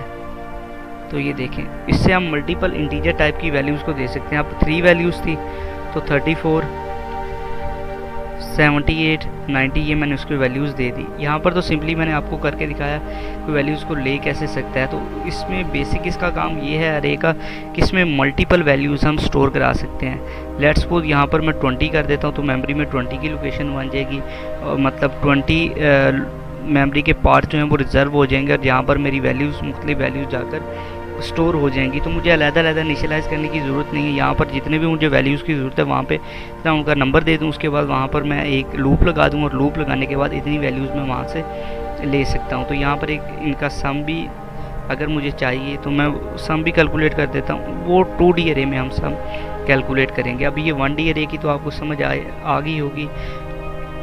एक और फॉर लूप मैं यहाँ पर लगा सकता हूँ जिसकी मदद से इन अरेज को मैं दिखा सकता हूँ स्क्रीन पर, लेकिन जब हम 2D अरे करेंगे तो तब मैं आपको अभी इसके बाद ये दिखा देता हूँ। 1D अरे तो आपको समझ आ गया होगा कि 1D अरे कैसे वर्क करता है। मल्टीपल वैल्यूज़ को ये स्टोर कराता है और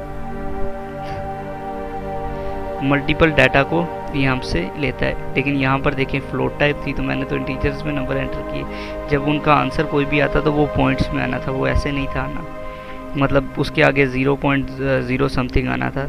तो ये देखें ये फ्लोट टाइप्स की वैल्यूज़ है, इनमें फ्लोट ही वैल्यूज़ आएंगी।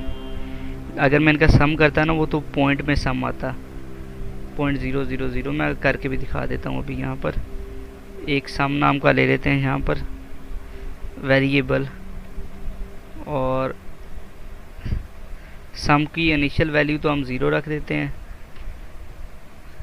और हमारे पास जो सम होगा वो हमारे पास बराबर होगा सम मतलब 0।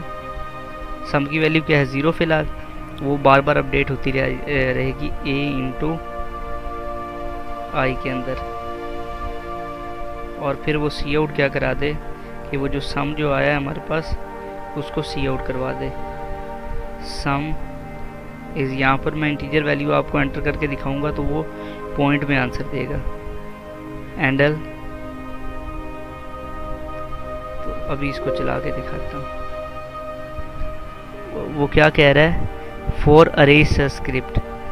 तो इसको मेरा ख्याल है कि इसको यहाँ से कॉपी करके ना कंट्रोल सी से इसको इसके अंदर डालेंगे ना, तो फिर ये सही तरीके से वर्क करेगा। कंट्रोल वी, क्योंकि वैल्यू तो अरे के अंदर अपडेट हो रही है, बाहर तो वो अपडेट होगी ही नहीं, क्योंकि आई का बाहर तो स्कोप है कोई नहीं, उसके अंदर स्कोप है। तो अब वो हमें मेरा ख्याल है ठीक देगा। पहली वैल्यू 45.7। अब अगर यहाँ पर इंटीजर टाइप की वैल्यू होती तो फिर वो क्या करता, सम के आगे कुछ, सम इसके आगे हमने लिखा ही नहीं कि यहाँ पर सम को वो प्रिंट करे। तो वो जो सम आया है हमारे पास टोटल, उसको प्रिंट करे। तो यहाँ पे 45, लेट्स सपोज अभी मैं इंटीजर वैल्यूज एंटर करता हूँ, डाटा टाइप फ्लोट ही है। देख लें फिर भी कोई फ़र्क नहीं पड़ रहा, वो सपोर्ट उसको करता है। लेकिन जो इंटीजर है उसमें अगर हम पॉइंट्स की वैल्यू को एंटर करेंगे तो वो हमें एक इंटीजर टाइप का ही देगा, वो हमें फ्लोट टाइप में आंसर नहीं देगा। अब जो इसकी डाटा टाइप है उसके हिसाब से हम इसमें डाटा एंटर करते हैं 19.7 और 67.6 कुछ भी एंटर करते हैं तो उसने हमें उसका आंसर दे दिया। वो इन टाइप ठीक हो गया। ये इस तरीके से हमने अरे में एलिमेंट्स लिए और उनको हमने स्क्रीन पर डिस्प्ले किया। अरे की जो टाइप्स होती हैं वो 3 टाइप्स होती हैं, जिनमें हमने 1D अरे कर लिया है। 1D अरे मैंने करवा दिया और उसकी डेफिनेशन ही नहीं करवाई। ये 1D अरे, 2D अरे और 3D अरे है। तो 1D अरे मैंने ये यहाँ पर करवाया था। ये रहा 1 डायमेंशनल अरे। ये इसका चेंज करना पड़ेगा डिज़ाइन भी वो ठीक तरीके से उसको, ताकि वो शो कर सके। और यहाँ पर ये गायब हो गया, 1 मिनट में इसको ठीक करता हूँ। अब ये कुछ बेहतर लग रहा है। अ सिंगल डाटा स्ट्रक्चर, ये एक डाटा स्ट्रक्चर है। That store a collection of similar data types, ये एक ही तरह की डाटा टाइप्स को स्टोर करने के लिए स्टोर यूज़ होता है। It store data in the form of list, मतलब ये बिल्कुल इस तरीके से, मतलब यहाँ पर ये अरे अगर हमने ऐसे बनाई तो अरे 0 पे ये एक वैल्यू को स्टोर करेगा, 2 पे ये मेमोरी लोकेशंस है जिन पे ऐसे करके ये वैल्यूज़ को स्टोर कर देगा। सेम रो ये हॉरिजॉन्टल भी कर सकता है और वर्टिकल भी कर सकता है। तो अब 2D अरे इसकी अगली टाइप को देख लेते हैं। अरे 3 टाइप के होते हैं, 1 डायमेंशनल भी होता है, 2 डायमेंशनल और 3 डायमेंशनल भी होता है। इसके साइज़ को थोड़ा सा छोटा कर देते हैं, इसका सिंटैक्स क्योंकि नज़र नहीं आ रहा। कंट्रोल और साइज़ में आके अभी ये कुछ बेहतर लग रहा है। तो 2D अरे, ये 2D अरे मल्टीपल, मतलब 2 डायमेंशन आपने सुना होगा, ये 2 डायमेंशन की फॉर्म में डाटा को स्टोर करने के लिए यूज़। ये 2D अरे जो होता है ये कॉलम्स और रोज़ की फॉर्म में डाटा को स्टोर करता है। ये भी बिल्कुल डाटा, मल्टीपल डाटा को स्टोर कर सकता है, बिल्कुल उसी तरीके से जैसे 1D अरे कर रहा था। लेकिन इसमें डाटा जो होगा वो रोज़ और कॉलम्स की फॉर्म में होगा। जैसे आपने मैट्रिक्स पढ़ा था ना 9 और 10th में, तो मैट्रिक्स में रोज़ होती थी और कॉलम्स होते थे और उनमें वर्टिकल और हॉरिजॉन्टली डाटा स्टोर होता था। बिल्कुल इसी तरीके से इसमें डाटा स्टोर होगा। इसमें हम बहुत ज़्यादा डाटा स्टोर करने के लिए इस्तेमाल करते हैं। जैसे उसमें हम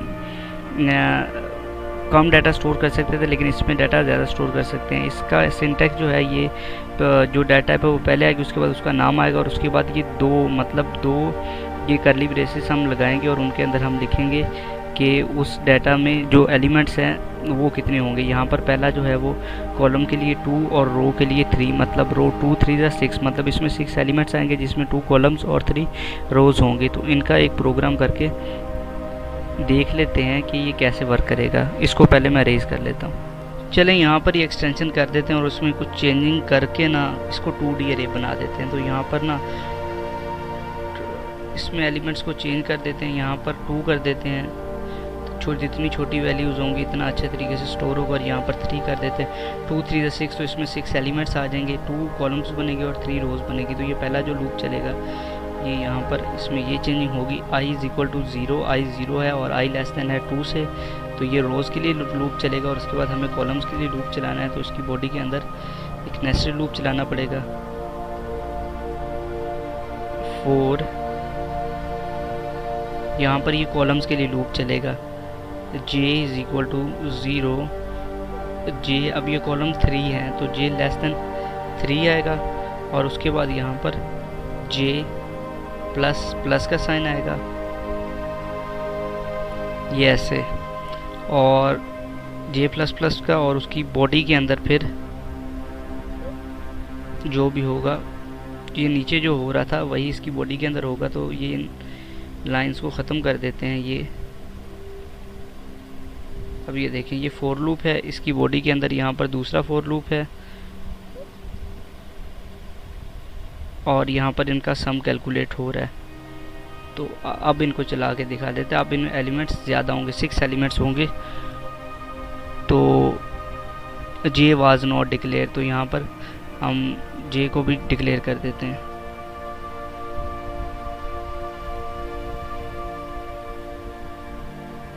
आई और जे, आई और यहाँ पर क्योंकि जे भी हम 2D यूज़ कर रहे हैं तो यहाँ पर हमें जे को भी लेना पड़ेगा। प्रॉब्लम कर रहा था तो हमने सम को ख़त्म कर दिया। अब ये एलिमेंट्स को बिल्कुल ठीक तरीके से ले रहा है। वो सम का एरर आ रहा था और उनका सम नहीं कर रहा था। अब इसको करके देखते हैं कि ये कैसे वर्क कर रहा है। 45, 79, 76, 54, 56 और 90। तो ये पहले के बजाय 1, 2, 3, 4, 5, 6 ये हमसे 6 वैल्यूज़ ले रहा है। जैसे कि यहाँ पर हमने मैट्रिक्स में बताया था कि 2 उसमें रोज़ होंगी और 3 कॉलम। तो मैट्रिक्स की फॉर्म में 2D अरे हमने प्रिंट किया है जिसमें 6 एलिमेंट प्रिंट हुए हैं। ये हमारे पास 1D अरे से बेहतर इसलिए है क्योंकि हम इसमें 1D अरे से ज़्यादा एलिमेंट्स को भी ले सकते हैं। 3D अरे भी बिल्कुल इसी तरह से वर्क करता है, बस उसके लिए एक लूप हमें यहाँ पर और लगाना पड़ेगा और 3 लूप्स लगेंगे और उसके बाद ही होगा। लेकिन पहले वहाँ पर जाके देख लेते हैं कि 2D अरे और 3D अरे वर्क किस तरीके से करता है। तो ये इस डायग्राम को भी मैं समझाता हूँ। पहले 3D अरे, ये मल्टी डायमेंशनल अरे हैं, 2D अरे और 3D अरे, और ये हमारे पास मल्टीपल वैल्यूज़ को मैट्रिक्स की फॉर्म में स्टोर करने के लिए इस्तेमाल होते हैं। तो ये मल्टी डायमेंशनल अरे मैं समझाता हूँ। ये 2D और 3D दोनों मल्टी डायमेंशनल ही हैं, तो इसको देख लेते हैं 3D को। It also store data in the form of matrix, ये भी मैट्रिक्स की फॉर्म में डाटा को स्टोर करता है। इन 3 डायमेंशनल इन्फॉर्मेशन, 3 डायमेंशन मतलब 3 डायमेंशन में ये इन्फॉर्मेशन को स्टोर करता है। और इसका सिंटैक्स ये है, स्ट्रिंग डाटा टाइप और उसका नाम, और उसके बाद यहाँ पर ये फर्स्ट जो होगा हमारे पास ये 3 यहाँ पर करली ब्रेसेस आएंगी। पहली जो में जो हम एलिमेंट एंटर करेंगे वो बताएगा कि कितने मैट्रिक्स बनेंगे, दूसरे में रो का बताएगा और तीसरा कॉलम का बताएगा। मतलब ये जो 2 है यहाँ पर, इसका मतलब है कि इतने इसमें मैट्रिक्स बनेंगे, मतलब 2 मैट्रिक्स बनेंगे यहाँ पर। इसका मतलब है, इस लाइन का मतलब ये है कि 2 मैट्रिक्स बनेंगे जिसमें 3 रोज़ होंगी और 4 कॉलम्स होंगे। ये भी बिल्कुल उस तरीके से वर्क करता है और ये 3D की सूरत में डाटा को स्टोर करता है। जैसे आपने मैट्रिक्स 9-10 में पढ़ा होगा, अरे मतलब ये AR जो है उसका नाम है,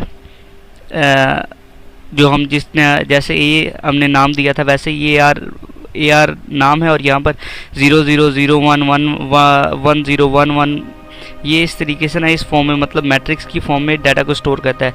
जब 2D अरे होता है तब तो ये इस तरीके से मैट्रिक्स में फॉर्म में मतलब 2 कॉलम्स 3 रोज़, 3 कॉलम्स 2 रोज़ की सूरत में डाटा को स्टोर करता है। लेकिन जब यही 3D अरे बन जाता है तो 3D अरे में ये जो पहला करली ब्रेसेस है हमारे पास, ये बताती हैं कि कितने मैट्रिक्स बनेंगे, यानी कि इसमें एक से ज़्यादा मैट्रिक्स बनते हैं। 2D अरे में एक ही मैट्रिक्स होता है और उसके अंदर हम एलिमेंट्स बताते हैं कि इतने इसमें एलिमेंट्स है, इतने इसमें एलिमेंट्स है।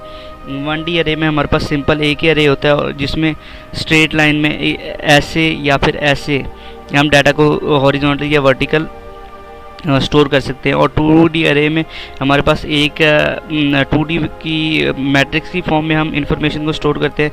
लेकिन मल्टी डायमेंशन 3D अरे के अंदर हम ये भी स्पेसिफाई करते हैं कि कितने मैट्रिक्स बनेंगे। मतलब यहाँ पर ये 2 का मतलब है 2 मैट्रिक्स बनेंगे और उनके अंदर 3 रोज़ और 4 कॉलम्स होंगे। तो इसका एक प्रोग्राम करके इसको भी समझ लेते हैं कि ये कैसे वर्क करता है। उसी प्रोग्राम में एक्सटेंशन कर लेते हैं और उसी में समझ लेते हैं। ये जैसे यहाँ पर ये हमने 2 लूप लगाया है ना, तो 3 लूप जो 3D अरे होगा, यहाँ पर एक तो एलिमेंट्स में उसके इजाफा होगा, यहाँ पर हम लगा देते हैं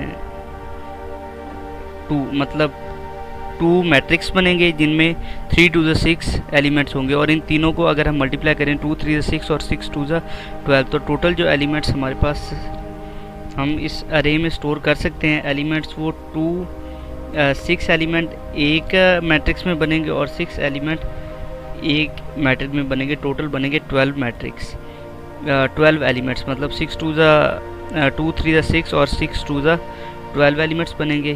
तो यहाँ पर हमें अरे जो है वो 3 टाइप का लगाना पड़ेगा। तो यहाँ पर एक के हम ले लेते हैं और उसके बाद हम शो भी कराएंगे स्क्रीन पर कि जो हमने एलिमेंट्स एंटर किए हैं। यहाँ पर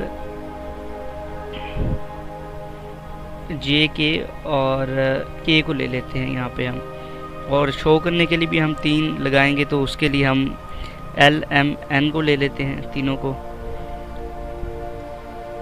स्क्रीन पर अरे को एंटर करने के बाद उसको हम शो कराने के लिए इन तीनों का यूज़ करेंगे और यहाँ पर इसका यूज़ करेंगे। तो पहला जो यहाँ पे चेंजिंग करेंगे कि यहाँ पर एक और लूप लगेगा, इसको यहाँ से ख़त्म कर देते हैं कमेंट को।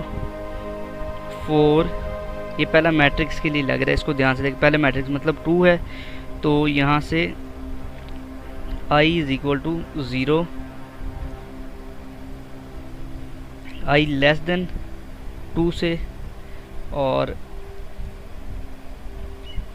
i प्लस प्लस, ये मैट्रिक्स के लिए बनेगा ये वाला, और इसकी बॉडी के अंदर आएगा। यहाँ पर ये नेस्टिंग हो रही है, ये पहला अरे, अब यहाँ पर ये के आ जाएगा। सही, इंट को ख़त्म कर देते हैं के, क्योंकि हमने ऊपर डिक्लेयर कर दिया है के = 0, के लेस देन, अब हमारे पास 3 है। ये जो रोज़ के लिए है, रोज़ हमारे पास 3 बनेगी, तो ये 3 आ जाएगा, और यहाँ पर भी जे आ जाएगा। ये जे हमारे पास आ गया, और उसके बाद यहाँ पर एंड पे ये के आ जाएगा।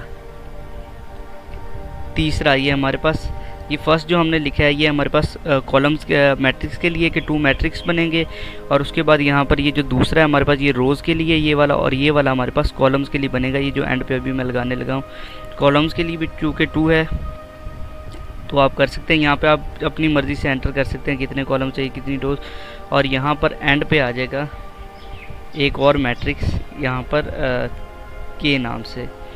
तो ये मैट्रिक्स तो हमने एंटर कर दिया है। अब ये इसकी ब्रैकेट्स, यहाँ पर एक और ब्रैकेट आ जाएगी, तो ये हमारे पास सी इन तो कर लेगा। ये हमारे पास ये जो यहाँ पर हमने एंटर किया है ये हमसे करैक्टर्स लेगा वो। अब अगर उनको ही हमने स्क्रीन पर डिस्प्ले कराना है तो सी आउट, इसको टैब दे के आगे थोड़ा सा लिख लेते हैं, सी आउट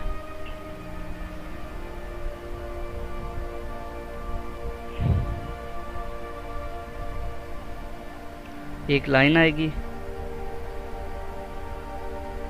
एंड एल, और उसके बाद यहाँ पर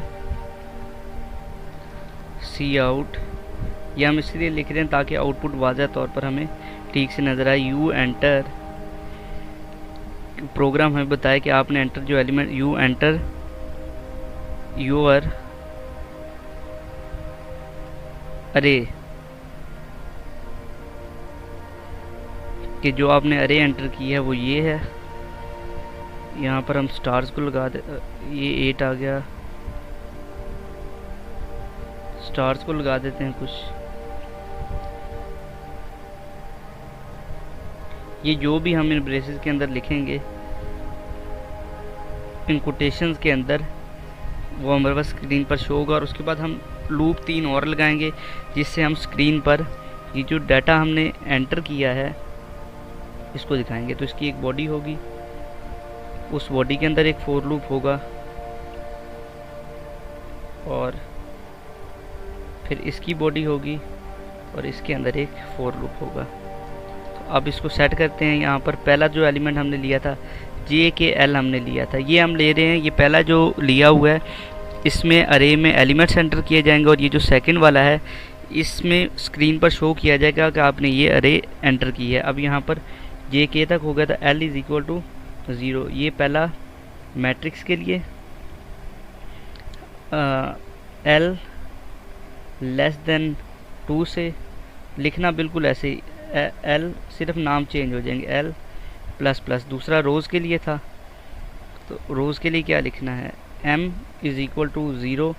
अब रोज़ 3 हैं, M लेस देन 3 से, और यहाँ पर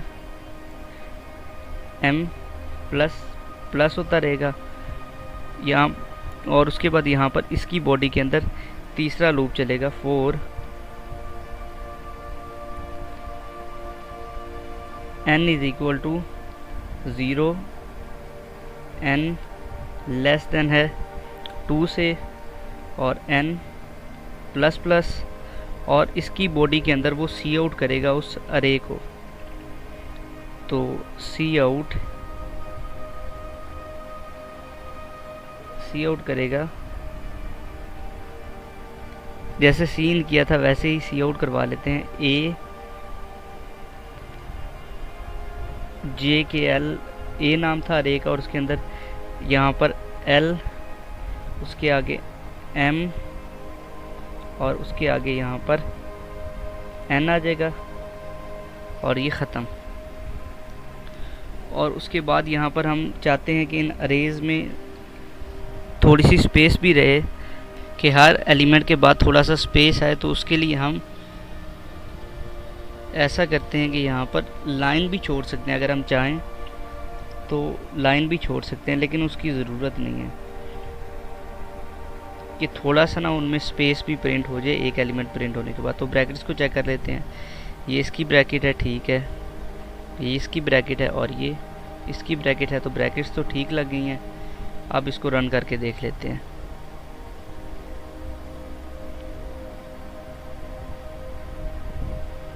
तो यहाँ पर ये कंसोल शो हो रहा है, यहाँ पर हम एलिमेंट्स को एंटर करते हैं,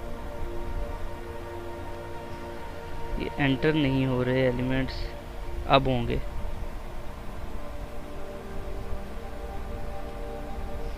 कंसोल पर एलिमेंट्स नहीं शो हो रहे, इनके नाम चेंज करना भूल गया था, इस वजह से यहाँ पे प्रोग्राम में एरर आ रहा था। यहाँ पर भी ये है, इसको भी ख़त्म करते हैं, ऊपर से भी एक दो को मैंने ख़त्म किया है, तो यहाँ पर भी किया आ जाएगा।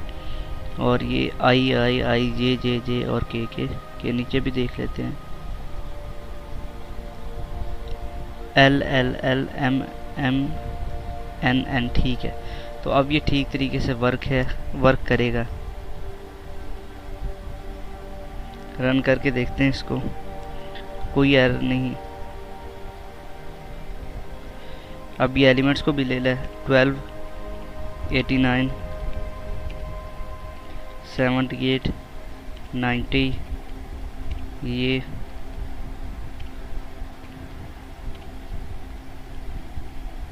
कोई भी 12 एलिमेंट्स हम यहाँ पर एंटर कर देंगे।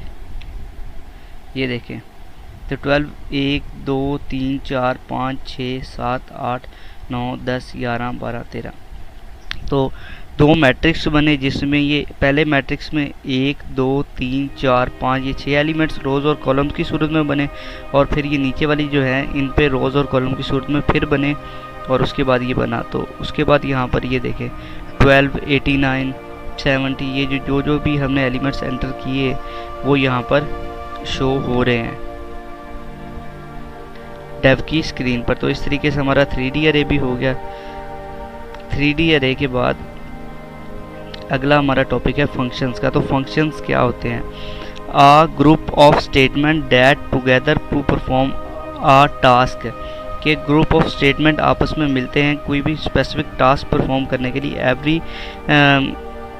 Every C++ program has at least one function. ये कह रहा है कि हर C++ के प्रोग्राम में एक फंक्शन ज़रूर होता है। वो फंक्शन कौन सा है? Int main.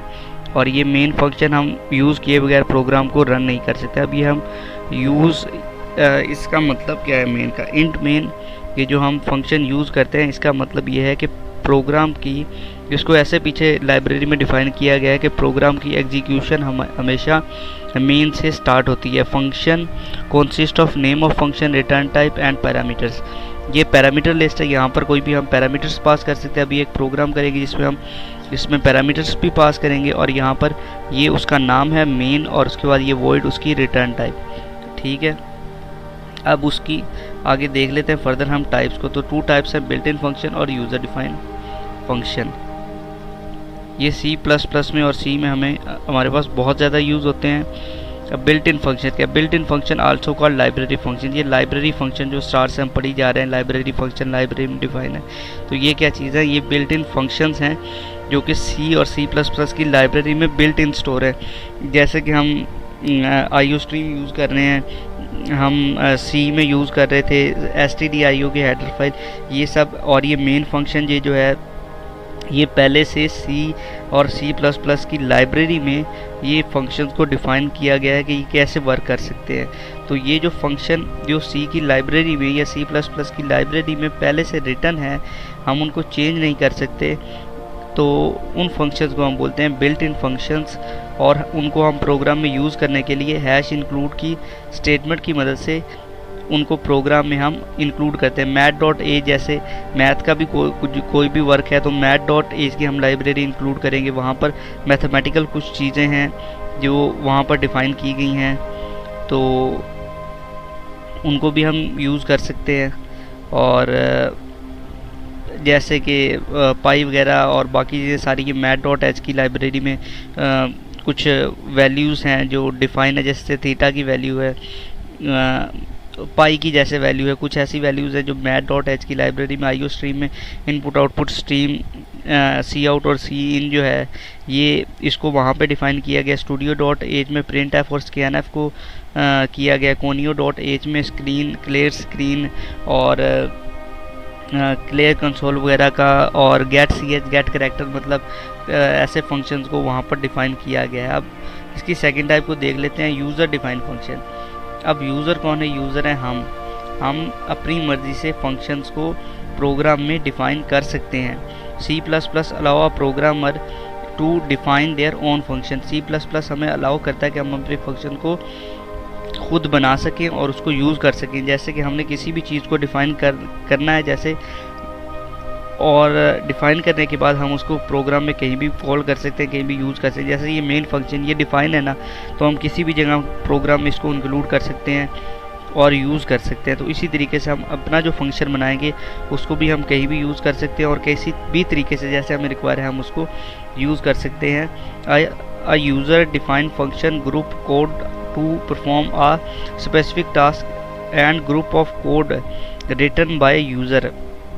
यूज़र कोड लिखता है, उस फंक्शन को डिफ़ाइन करता है और हम उनको कहीं भी यूज़ कर सकते हैं। We need to call a function in the, वो उस फंक्शन को यूज़ करने के लिए जैसे हम हैश इंक्लूड IOStream, हम ये चीज़ें अगर हमने यूज़ करनी तो उनको हम प्रोग्राम में इंक्लूड करते हैं। इसी तरीके से फंक्शन जो हम डिफ़ाइन करते हैं उनको हमें कॉल करना पड़ेगा, और उनको कॉल करने के बाद हम उनको यूज़ कर सकते हैं। कई ऐसी चीज़ें जो ऐसे टास्क जो हमें बार बार परफॉर्म करने पड़ सकते हैं, तो उनको बार बार लिखने के बजाय उनका एक फंक्शन बना दिया जाए जिसमें उनको डिफ़ाइन कर दिया जाए, ताकि जहाँ पर भी हमें वो ज़रूरत हो हम उनका यूज़ कर सकें। तो इसका डेव की स्क्रीन पर जाकर इसको देखते हैं कि कैसे यूज़र डिफाइंड फंक्शन वर्क करता है।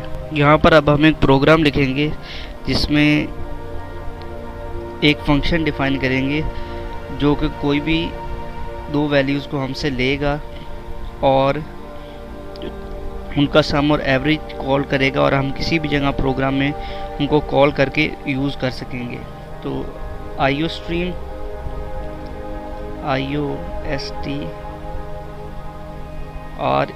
IOStream और उसके बाद यहाँ पर यूजिंग नेम स्पेस के बाद नेम स्पेस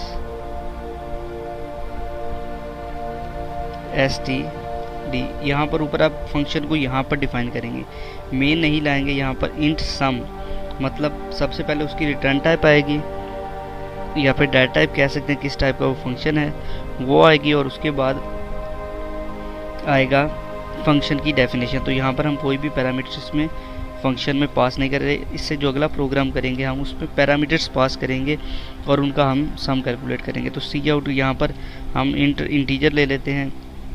यहाँ पर आप अरे भी ले सकते हैं, और अरे की मदद से आप जितने मर्जी चाहे एलिमेंट्स को वहाँ पर एंटर करवा सकते हैं, लेकिन यहाँ पर मैं तो कोई 2 नंबर लूँगा, ए और बी। आप उनकी अरे बना सकते हैं जिसमें अनलिमिटेड नंबर, या अरे ही बना लेते हैं, अरे ए इंटू यहाँ पर 5 नंबर्स की अरे बना लेते हैं। और सी आउट एंटर नंबर, बल्कि ये अरे को रहने देते हैं, अरे को छोड़ते हैं और एलिमेंट्स को ए और बी को लेकर उनका सम कैलकुलेट कर सकते हैं। इस तरीके से प्रोग्राम की लेंथ, क्योंकि काफ़ी ज़्यादा लंबा खींचा जा रहा है टाइम, तो आपको समझ आ जाएगी। इसमें भी अरे को आपने यूज़ किया हुआ, आराम से आप उसको यूज़ कर पाएंगे। तो सी आउट लिख लिया और उसके बाद यहाँ पर एंटर, आप यहाँ पर अरे का एक प्रोग्राम बना के उसको कमेंट में लिख सकते हैं, ताकि दूसरों को भी पता चले कि यहाँ पर अरे का यूज़ करके किस तरीके से हम फंक्शन बना सकते हैं। तो एंटर नंबर ए, तो ए को यहाँ पर हम एंटर करवाएंगे एंडल, और उसको स्टोर करेंगे, सी इन करेंगे ए के अंदर। इस तरीके से सी आउट दूसरा एंटर बी, यहाँ पर ए बी को के बजाय हम फर्स्ट सेकंड नंबर भी लिख सकते हैं, फर्स्ट नंबर, और उसके बाद यहाँ पर एंटर सेकंड नंबर।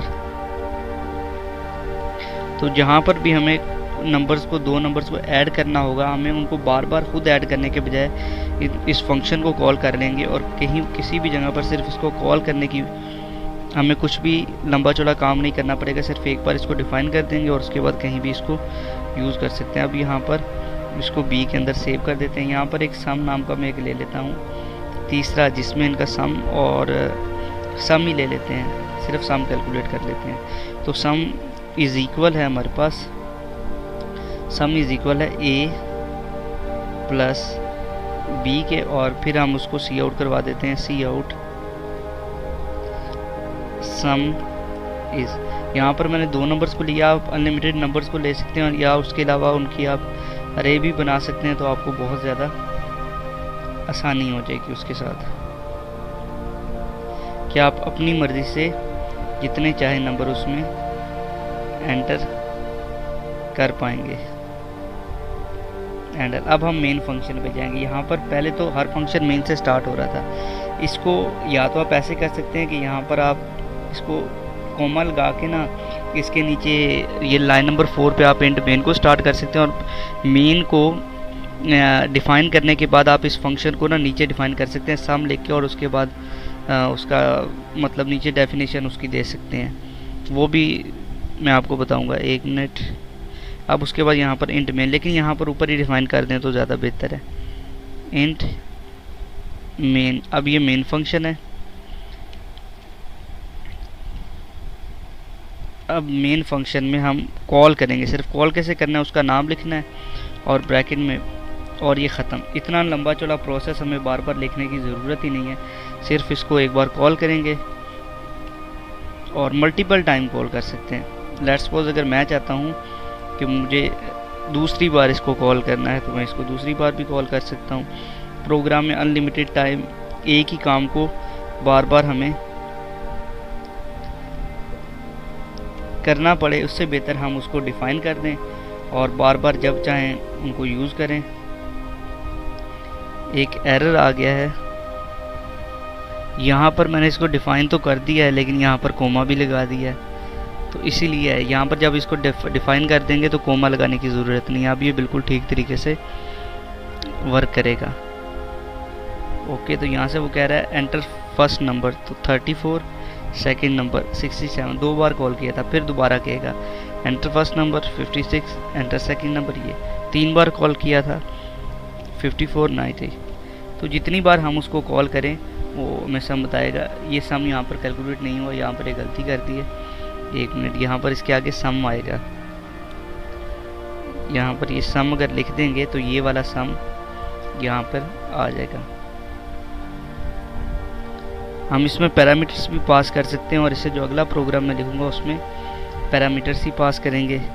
12, 90, 102 89 और 90 ये, और उनका सम आ गया, और उसके बाद ये इसका सम आ गया। तो इस तरीके से मल्टीपल टाइम्स एक ही चीज़ को एक बार डिफ़ाइन कर दें और उसको जब चाहें, जैसे चाहें, जहाँ पर चाहें यूज़ कर लें। हम बार बार ये सारा प्रोसेस तो नहीं कर सकते। इसके अलावा और भी प्रोसेस होते हैं जिनके मुतालिक अगर कोई मैथमेटिकल कैलकुलेशन हमने करनी है तो हम नहीं चाहते कि उन फार्मूलाज़ को हम बार बार लिखें, बार बार उनको एग्जीक्यूट करें। तो इसलिए हम उनका एक फ़ंक्शन डिफ़ाइन कर दें और बाद में जैसे चाहें हम उनको यूज़ कर लें। तो अब इसमें पैरामीटर्स पास करके आपको मैं बताता हूँ कि ये पैरामीटर कैसे पास करके इसको यूज़ करना है। अब पहले तो हम ए और बी को एंटर करवा रहे थे यूज़र से, अब हम चाह रहे हैं कि वही ए और बी जो है हम पैरामीटर्स में लें। तो यहाँ से इंट ए इंट बी को हम यहाँ पर लिख देंगे, और ये जब यूज़र जब वो फंक्शन को कॉल करने लगेगा तो तब वो नंबर्स एंटर करेगा और ये कैलकुलेट करेगा। तो यहाँ पर सी आउट भी करवा देंगे। उसके बाद हम ये फंक्शन में नंबर यहाँ पर लेने के बाद, उन नंबर्स के आने के बाद फिर क्या करें, ए प्लस बी, हमें ये मैसेज स्क्रीन पर डिस्प्ले करे जब पैरामीटर्स पास हो जाएं, ए प्लस बी, और यहाँ पर एक इक्वल का साइन भी लगा देते हैं, इक्वल का। तो क्योंकि लाइन इसके बाद कोई है नहीं, 2 बार कॉल करके देख लेंगे और उस पर ये लाइन को एंड कर देंगे, ए और बी, और यहाँ पर एंड। जितनी बार चाहें आप एक बार उसको डिफ़ाइन कर दें, जितनी बार चाहें बाद में उसको यूज़ करें। तो ये कर दिया। उसके बाद हम सिंपल सा काम है, वैसे ही काम है। अब जब हम उसको कॉल करने लगेंगे ना, तो उस टाइम हम उसमें पैरामीटर्स पास करेंगे। 23 87 ये मैंने पास कर दिया। उसके बाद यहाँ पर दोबारा अगर मैं चाह रहा हूँ कि कोई और पैरामीटर मैं उसमें पास करूँ, 34 87, तो ये 2 पैरामीटर्स मैंने यहाँ पर पास कर दिए। अब इसको मैं रन करके देखता हूँ तो ये आउटपुट शो करेगा। ये देखें, sum is A plus B is equal to 101 और सेकंड का 1112। तो इस तरीके से हम किसी भी तरह के फंक्शन को अपने प्रोग्राम में डिफ़ाइन कर सकते हैं, उसको जैसे चाहें हम वहाँ पर यूज़ कर सकते हैं। तो ये थे हमारे फंक्शन, और उसके बाद हमारे पास हैं यूज़र डिफ़ाइन फंक्शंस के बाद पॉइंटर्स। तो देख लेते हैं ये पॉइंटर्स क्या होते हैं। Pointer refer two variable. Pointer एक ऐसा वेरिएबल है, वेरिएबल एक मैंने आपको बताया था ऐसी चीज़ जिसकी वैल्यू चेंज होती है। कांस्टेंट जो होते हैं उनकी वैल्यूज चेंज नहीं होती, लेकिन ये जो वेरिएबल होता है इसकी वैल्यूज चेंज होती है। Pointer refer two variable that hold the address of another memory location. इसकी अपनी तो कोई वैल्यू नहीं होती, लेकिन ये मेमोरी लोकेशन, जैसे आपको पता है कि जो भी हम वेरिएबल बनाते हैं, जो भी वो मेमोरी में किसी जगह पर स्टोर होता है जाकर, तो ये जहाँ पर ये डाटा हमारा स्टोर हो रहा है उसके एड्रेस को, किसी भी वेरिएबल के एड्रेस को स्टोर करने के लिए ये यूज़ होता है। और आगे जब हम करेंगे OOP को, ऑब्जेक्ट ओरिएंटेड प्रोग्रामिंग को, जिसका लिंक डिस्क्रिप्शन में गिवन है, तो उसको भी जाके देखिए। उसका भी फुल कोर्स मैं करवा रहा हूँ। तो उसमें हम ये एड्रेस मेमोरी लोकेशन के जो लेट बाइंडिंग होती है उसके लिए हम पॉइंटर्स का यूज़ करते हैं, और ये काफ़ी ज़्यादा यूज़फुल है उसमें OOP के कॉन्सेप्ट में। तो यहाँ पर बेसिकली इतना ज़्यादा इसका काम नहीं है, ये बस यहाँ पर इतना ही बताना है कि किस तरीके से आपके पास उस एड्रेस को स्टोर करता है। Pointer hold the address of same type, मतलब अगर आपने इंटीजर टाइप की वैल्यू स्टोर का एड्रेस स्टोर करवाना है तो जो पॉइंटर होगा वो भी इंटीजर टाइप का ही होगा। अगर स्ट्रिंग टाइप का बनाना है तो पॉइंटर भी स्ट्रिंग टाइप का होगा। अगर करैक्टर टाइप का बनाना है तो पॉइंटर भी करैक्टर टाइप का होगा। तो चलें इसको डेव पर जाकर समझ लेते हैं। यहाँ से इसको मैं ख़त्म कर देता हूँ। फंक्शंस तो आपको समझ आ ही गए होंगे, लेकिन अगर किसी का फिर भी कोई क्वेश्चन है तो कमेंट्स में पूछे, मैं उसका ज़रूर आंसर करूँगा। और अगर कहीं पे कुछ गलती, कुछ मिस्टेक है तो मुझे बताएं, उस पर एक अलहदा से मैं वीडियो बना दूँगा, क्योंकि गलती तो किसी से भी हो सकती है। तो गलती अगर कोई हुई है तो वो भी मेंशन कर दिया करें। अब यहाँ पर एक इंटीजर टाइप की मैं वैल्यू, पॉइंटर नहीं ले रहा, एक ले रहा हूँ वैल्यू जिसकी वैल्यू है 10। ए लिया है वेरिएबल जिसकी वैल्यू 10 है। अब यहाँ पर एक पॉइंटर मैं बनाता हूँ। पॉइंटर कैसे बनाएंगे, टाइप तो यही आएगी। अब उसके बाद पॉइंटर, ये स्टैरिक का साइन आएगा, ये पॉइंटर को रिप्रेजेंट करता है यहाँ पर ऐसे, स्टैरिक का साइन आएगा और बी मैं इसको नाम दे देता हूँ ये। और अभी यहाँ पर एक चीज़ हम लिखेंगे, जो बी है इसके अंदर क्या स्टोर है, एड्रेस ऑफ ए स्टोर है। तो इसको हम सी आउट करवा के देख लेते हैं कि उसने एड्रेस को स्टोर किया भी है कि नहीं। अब यहाँ पर एड्रेस ऑफ ए जो है ये हमारे पास स्टोर है, एड्रेस ऑफ ए हमारे पास पॉइंटर में स्टोर है, तो यहाँ पर बी लिख देते हैं। और सी आउट वैल्यू ऑफ बी हमारे पास पॉइंटर में स्टोर है, तो वैल्यू ऑफ बी, जब भी हमें वैल्यू को शो कराना पड़ता है तो हम पॉइंटर के साथ लिखते हैं, लेकिन अगर हमें उसके एड्रेस को देखना है तो यहाँ पर इसको ऐसे लिखेंगे। इसको चेक कर लेते हैं कंपाइल करके।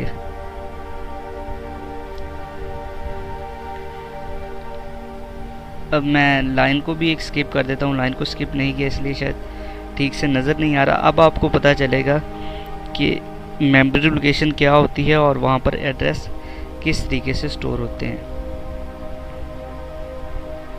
हमने जब ये इंट ए बनाया तो ये मेमोरी लोकेशन में स्टोर हो गया और ये इस एड्रेस पे स्टोर हो गया, एड्रेस ऑफ A0x778FE14। ये ए का एड्रेस है, मेमोरी लोकेशन में ए का एड्रेस ये है जहाँ पर ए स्टोर है, और ए की वैल्यू पॉइंटर में स्टोर है, तो वो हमारे पास यहाँ आ गया। वैल्यू ऑफ ए, यहाँ पर बी ए लिखना था तो वो हमें ए का बता देता है। जो ए की वैल्यू है वो पॉइंटर में स्टोर है, और बी के अंदर हमारे पास स्टोर है, बी जो पॉइंटर है इसके अंदर हमारे पास उसका एड्रेस स्टोर हो गया। मतलब इसकी अपनी तो कोई वैल्यू नहीं है, लेकिन ये जो इसका एड्रेस है जहाँ पर एक तो इसकी ये वैल्यू को स्टोर कर रहा है और दूसरा ये जिस एड्रेस पे स्टोर है ये उसको भी स्टोर करके हमें दे रहा है। तो ये हमारे पास बेसिकली लेट बाइंडिंग के लिए यूज़ होता है। ऊप में जब हम देखेंगे तो ये काफ़ी ज़्यादा यूज़फुल है पॉइंटर्स। तो पॉइंटर्स का बस इतना ही काम होता है, इनकी अपनी कोई लोकेशन, अपनी कोई इनिशियल वैल्यू नहीं होती। इनको ये दूसरे एलिमेंट्स का दूसरे वेरिएबल्स की वैल्यूज़ को ये स्टोर करने के लिए इनका यूज़ किया जाता है। अब लास्ट पे हमारे पास जो टॉपिक आ जाता है वो हमारे पास है फाइल हैंडलिंग का। तो देख लेते हैं फाइल हैंडलिंग क्या है। Files are use to store data permanently in storage devices. अब जब हम ये जैसे मैंने प्रोग्राम किया, प्रैक्टिकली देख लें, ये प्रोग्राम मैंने किया तो यहाँ पर ये कंसोल पे ये जो डाटा था, अब मैं जब इस पर राइट करूँगा, अब ये लेट्स सपोज ये एक थी वैल्यू थी, तो ये यहाँ पर इसको मैंने 20 कर दिया, यहाँ पर इस वैल्यू को चेंज कर दी, तो ये वैल्यू किसी भी स्टोरेज डिवाइस पे राइट नहीं हो रही। जैसे ही कंसोल क्लियर होगा ये वैल्यूज़ ख़त्म हो जाएंगी, ये वैल्यूज़ हमारे पास कहीं भी स्टोर नहीं रहेंगी। ये जो भी मैंने लिखा है ये कहीं भी स्टोर नहीं रहेगा। तो अगर हम जो भी इंफॉर्मेशन राइट कर रहे हैं या जो भी हम काम कर रहे हैं, अगर चाहते हैं हम ये कि वो इन्फॉर्मेशन जो हम राइट कर रहे हैं या जो इन्फॉर्मेशन हमें किसी फाइल वगैरह से रीड करनी है, कल को हमें रीड करने की भी ज़रूरत पड़ सकती है, तो वो हमारे पास स्टोर रहे। तो परमानेंट स्टोरेज डिवाइसेस पे जैसे हार्ड डिस्क है और ज़्यादा स्टोरेज डिवाइसेस जो दूसरी हैं जहाँ पर हम अपने डाटा को स्टोर करते हैं, वहाँ पर ये फाइल हैंडलिंग का यूज़ करके प्रोग्राम में जो भी डाटा हम रीड करते हैं या राइट करते हैं उसको हम स्टोर कर सकते हैं। File handling is a mechanism store output of program in file. Program की जो आउटपुट होती है उनको हम किसी फाइल के अंदर राइट करते हैं। तो इसके दो मेथड्स हैं, फ़िलहाल यही हम करेंगे। बाकी जो इसके मेथड्स होंगे वो बाद में। मेन इसके मेथड ये दो ही हैं कि फ़ाइल पर डाटा राइट कैसे करना है और फाइल से डाटा रीड कैसे करना है। तो ये मैं आपको करके डेव की स्क्रीन पर बताऊंगा, और ये हमारा लास्ट प्रोग्राम होगा और लास्ट 2 प्रोग्राम्स होंगे। एक में हम डाटा फाइल से रीड करेंगे और एक में हम फाइल पर डाटा राइट करेंगे, और इसमें आपको ये भी मैं बताऊँगा कि फ़ाइल पर डाटा कैसे राइट हो रहा है। फाइल पे जाके मैं दिखाऊंगा कि यहाँ पर डाटा राइट हो रहा है या नहीं हो रहा। तो फाइल हैंडलिंग के लिए हम एक हेडर फाइल का यूज़ करेंगे आईओ स्ट्रीम, जैसे कि हम सी इन और सी आउट के लिए यूज़ करते हैं। आईओ स्ट्रीम की header file input output stream के लिए आईओ स्ट्रीम का यूज़ करते हैं। इसीलिए अगर हम फाइल पर डाटा रीड या फाइल से पर डाटा राइट करना चाह रहे हैं तो हम एक फ़ाइल को हमें इंक्लूड करना पड़ेगा प्रोग्राम में, hash include F stream. F stream ये हेडर फाइल है, इसको इंक्लूड करना पड़ेगा, और यूजिंग नेम स्पेस जिसकी मदद से हम फाइल पर डाटा राइट करेंगे। कोई भी हम एक फ़ाइल क्रिएट करेंगे यहाँ से ही, और इसमें कुछ भी हम डाटा राइट करेंगे, और यहाँ से इंट मेन से ये एग्जीक्यूशन स्टार्ट होगी।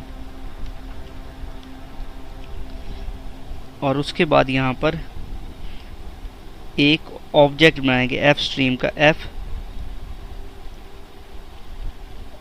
एफ स्ट्रीम और फाइल नाम का एक ऑब्जेक्ट हम बना देते हैं। ये फाइल मैंने लिखा, आप कुछ भी ABCD कुछ भी इसको नाम दे सकते हैं। अब ये ऑब्जेक्ट और क्लासेस क्या होती हैं, ये जब हम ऊप करेंगे जिसका लिंक डिस्क्रिप्शन में है तो आपको ये समझ आ जाएगा कि ये फाइल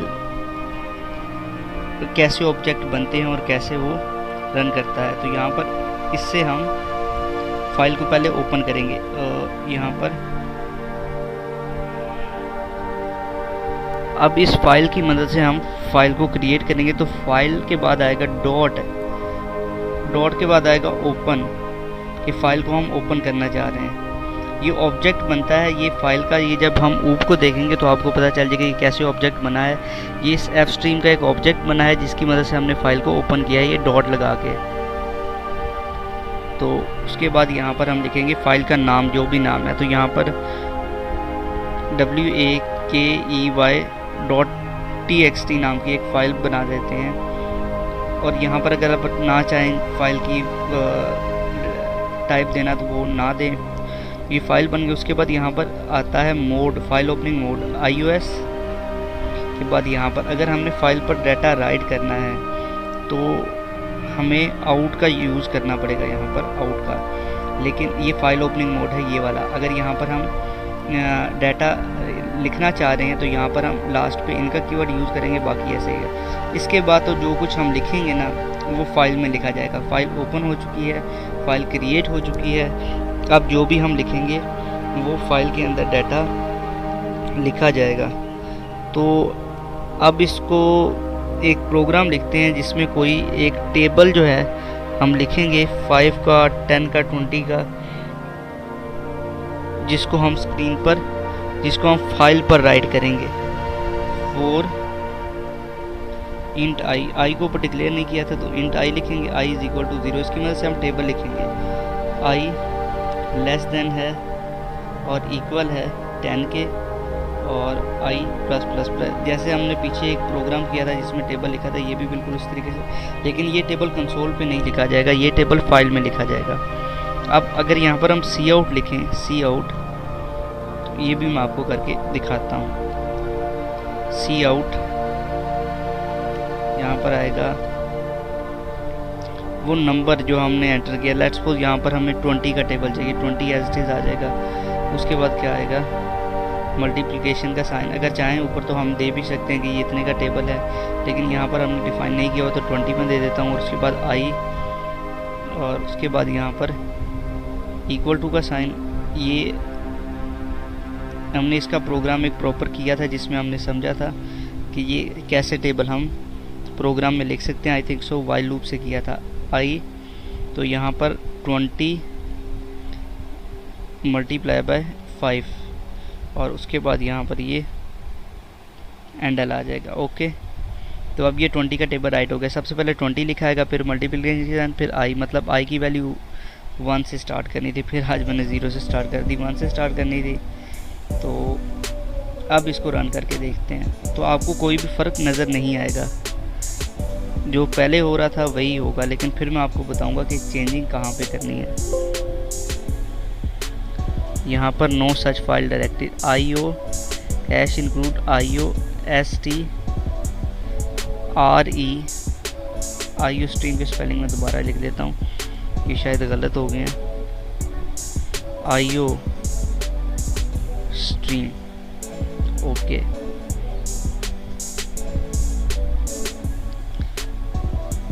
क्या एरर आ रहा है? इंट मेन,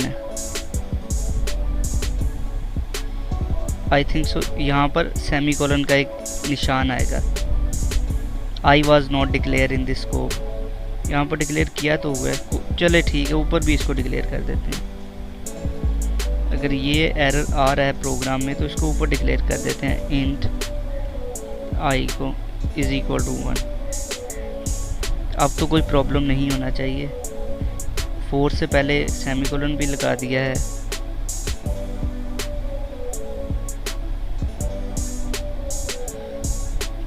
तो कंसोल देख लें, यहाँ पर लिखा गया, यहाँ पर टेबल लिखा गया है, फाइल में कुछ भी राइट नहीं हुआ। ये क्यों हो रहा है? क्योंकि यहाँ पर हम cout कमांड का यूज़ कर रहे हैं। लेकिन अगर हम फाइल में लिखना चाह रहे हैं तो फाइल के ऑब्जेक्ट को cout की जगह पे यूज़ करेंगे। ये हमने किया यूज़, और अब क्या होगा? यहाँ पर तो कुछ भी नहीं, यहाँ से तो सब कुछ ख़त्म हो गया। तो डाटा गया हमारा कहाँ पर? टेबल जो हमने लिखा था वो हमारा गया फाइल में। तो यहाँ पर करते हैं फाइल को सर्च। फाइल हमने बनाई थी txt टाइप की,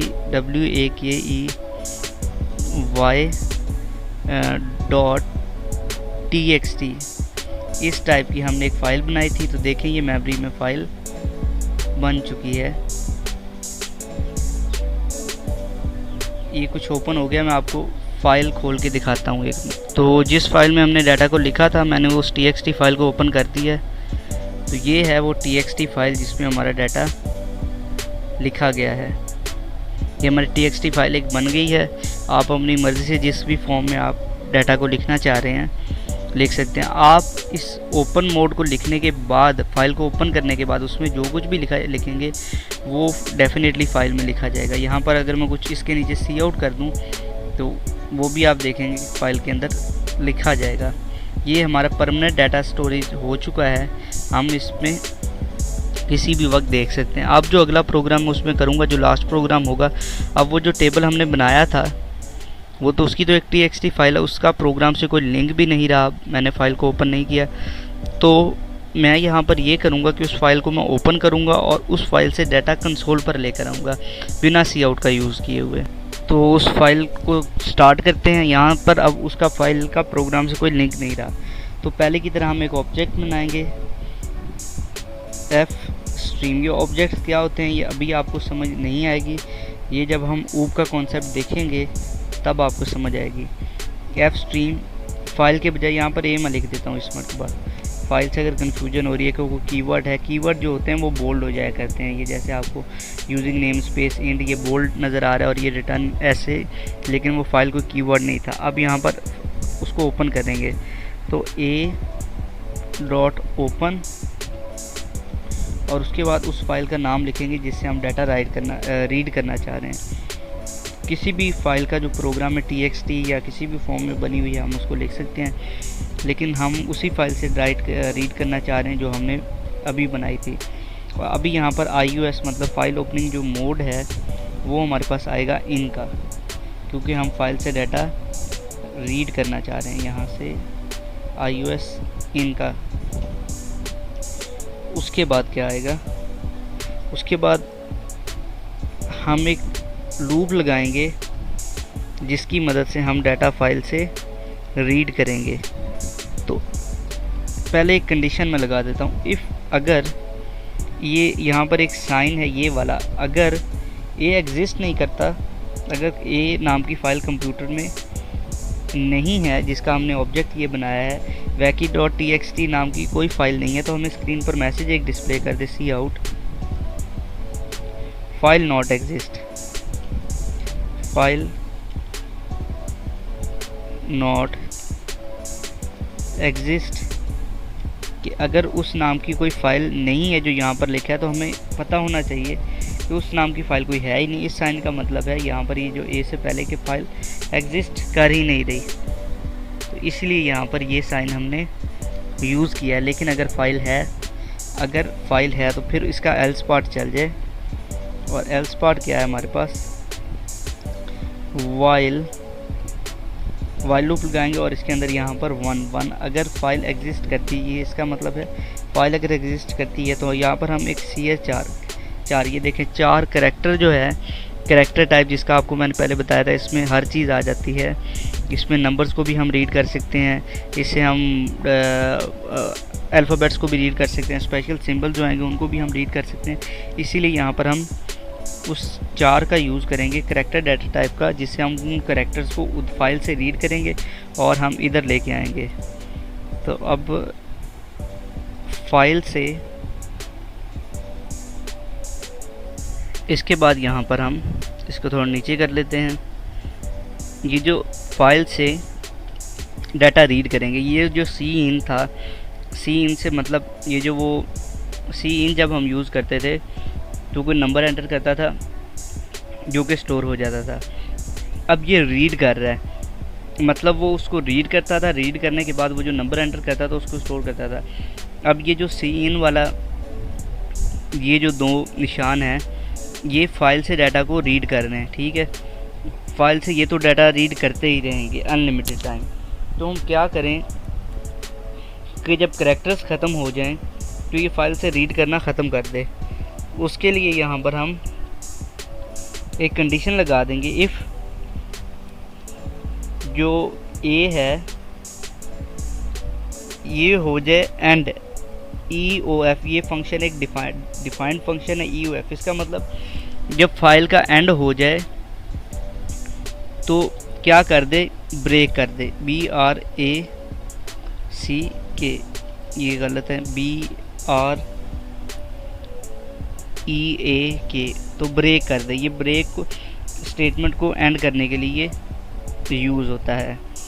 तो और फिर वो सी आउट कर दे जो उसने रीड किए हैं, वहाँ से करैक्टर को जो रीड किए हैं उनको हमें कर दे सी आउट,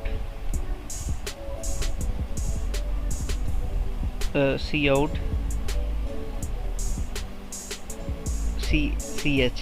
वो जो करैक्टर उसने फाइल से रीड किए हैं, यहाँ पर ये लाइन नंबर 16 पे वो फाइल से करैक्टर्स को रीड कर रहा है, उठाता जा रहा है। और लाइन नंबर 17 पे वो करैक्टर जब एंड हो जाए तो वो फाइल भी से डाटा रीड करना ख़त्म कर रहा है और फिर ब्रेक हो रहा है वो। तो मतलब फाइल से जब डाटा का कंप्लीट रीड हो गया तो वो हमें क्या करे, उसको सी आउट कर दे, हमें स्क्रीन पर कंसोल पर शो कर दे। यहाँ पर एक एरर आ रहा है, expected before taken else before previous if file was not declare in this scope. मैं 1 मिनट इसके एरर को देख लेता हूँ। यहाँ पर ये मैंने फाइल को कीवर्ड को लिखा हुआ है जिसको हमने पिछले प्रोग्राम में बनाया था, तो इसीलिए वो एरर दे रहा था। तो एक ये एरर था, दूसरा लाइन नंबर 12 पे एरर है, वो देख लेते हैं क्या एल्स पार्ट लगाया हुआ है। और एल्स पार्ट में क्या हुआ है, else without a previous if.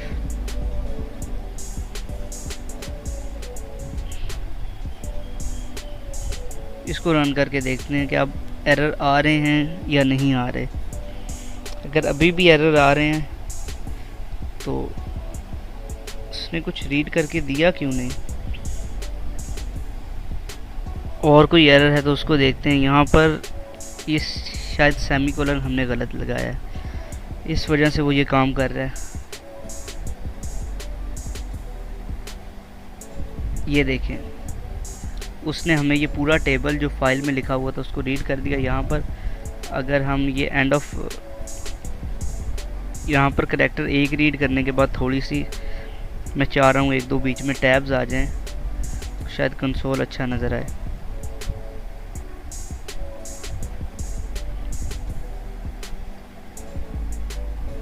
ये बहुत ज़्यादा आपस में दूर दूर हो गए, तो ये फ़ाइल को तो रीड करके दे रहा है हमें जो चाहिए, हमारा काम चल रहा है, बाकी हमने इसका क्या करना है।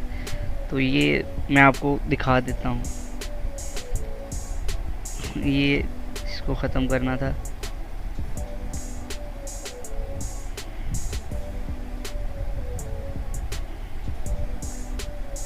ये देखिए 21 ज़ा 21/20 ये जो भी मतलब फ़ाइल पर ये मिक्सिंग ही होगी, ये तकरीबन 100 तक जा रहा है। तो इस टेबल की मिक्सिंग ही होगी, लेकिन अगर हम यहाँ से देखेंगे ना तो इसी को उसने करके दिया हुआ है। नहीं, यहाँ पर कुछ गड़बड़ थी फ़ाइल में भी, यहाँ पर ही 100 बार क्यों आ रहा है? वो फ़ाइल बनाने में हमने कुछ गलती कर दी जिसकी वजह से आ रहा है। आप उसको देख लीजिएगा, बल्कि मैं उसको 1 मिनट दोबारा करके देता हूँ और दोबारा हम उससे रीड करते। उस पूरे प्रोग्राम में जाने से बेहतर हम यहाँ पर फाइल पे जाते हैं और फाइल में ही जाके एडिट करके देख लेते हैं। 21/20 यहाँ पर 40। वो टेबल लिखने में शायद मुझे से थोड़ी गलती होगी आपने, क्योंकि फॉर लूप पड़ा हुआ था, वाइल लूप में टेबल हमने प्रिंट किया था, तो वहाँ से देख लीजिएगा, वहाँ से आपको पता चल जाएगा। ये मैं फिल कर फाइल में मैंने चेंजिंग कर दी है। अब मैं जाके देखता हूँ दोबारा उसको रन करके, इसको सेव कर देते हैं चार्जेस को कि वो क्या काम करता है। उस फाइल को दोबारा बनाएंगे, टाइम ही ज़ाया होगा। तो अब जाके देखते हैं वो कैसे रन कर रहा है। ये देखिए आप 10 से 21/20, 22/40 ये ध्यान से देखेंगे तो ऐसे ही लिखा आ रहा है, और एंड पे 200 पे, मतलब उसने फाइल पर से डाटा हमें सारा रीड करके दे दिया। तो यहाँ तक था C++ बिगिनिंग के लिए। और उसके बाद हम फाइल हैंडलिंग का जो लिंक है वो डिस्क्रिप्शन में डाल दूँगा। मेरी जो वेबसाइट का लिंक है उसका लिंक भी नीचे मैं डिस्क्रिप्शन में डाल दूँगा। अगर आपको ये वीडियो यूज़फुल लगी हो और अगर इससे आपको कोई फ़ायदा हुआ हो तो इसको लाइक लाजमी करें। प्रोग्रामिंग से रिलेटेड वीडियोस को देखने के लिए हमारे चैनल को लाजमी से सब्सक्राइब करें। और thank you for watching our video. इन वीडियोस को बनाने में बहुत टाइम लग जाता है। मुझे इस वीडियो को बनाने में तकरीबन 4 से 5 घंटे लगे हैं। तो एक प्रोग्राम करने में तो बहुत आसानी लगती है, लेकिन उसके पीछे बहुत हार्ड वर्क होता है। तो प्लीज़ अगर आपको ये यूज़फुल नहीं लगी तो डिसलाइक मारें और चले जाएं। लेकिन इस वीडियो से अगर आपका कोई फ़ायदा हुआ है तो लाइक लाजमी करें और चैनल को लाजमी सब्सक्राइब कर दें। तो मिलते हैं ऊप में, और मेरी वेबसाइट जो नीचे जिसका लिंक है इसमें लाजमी जाएं।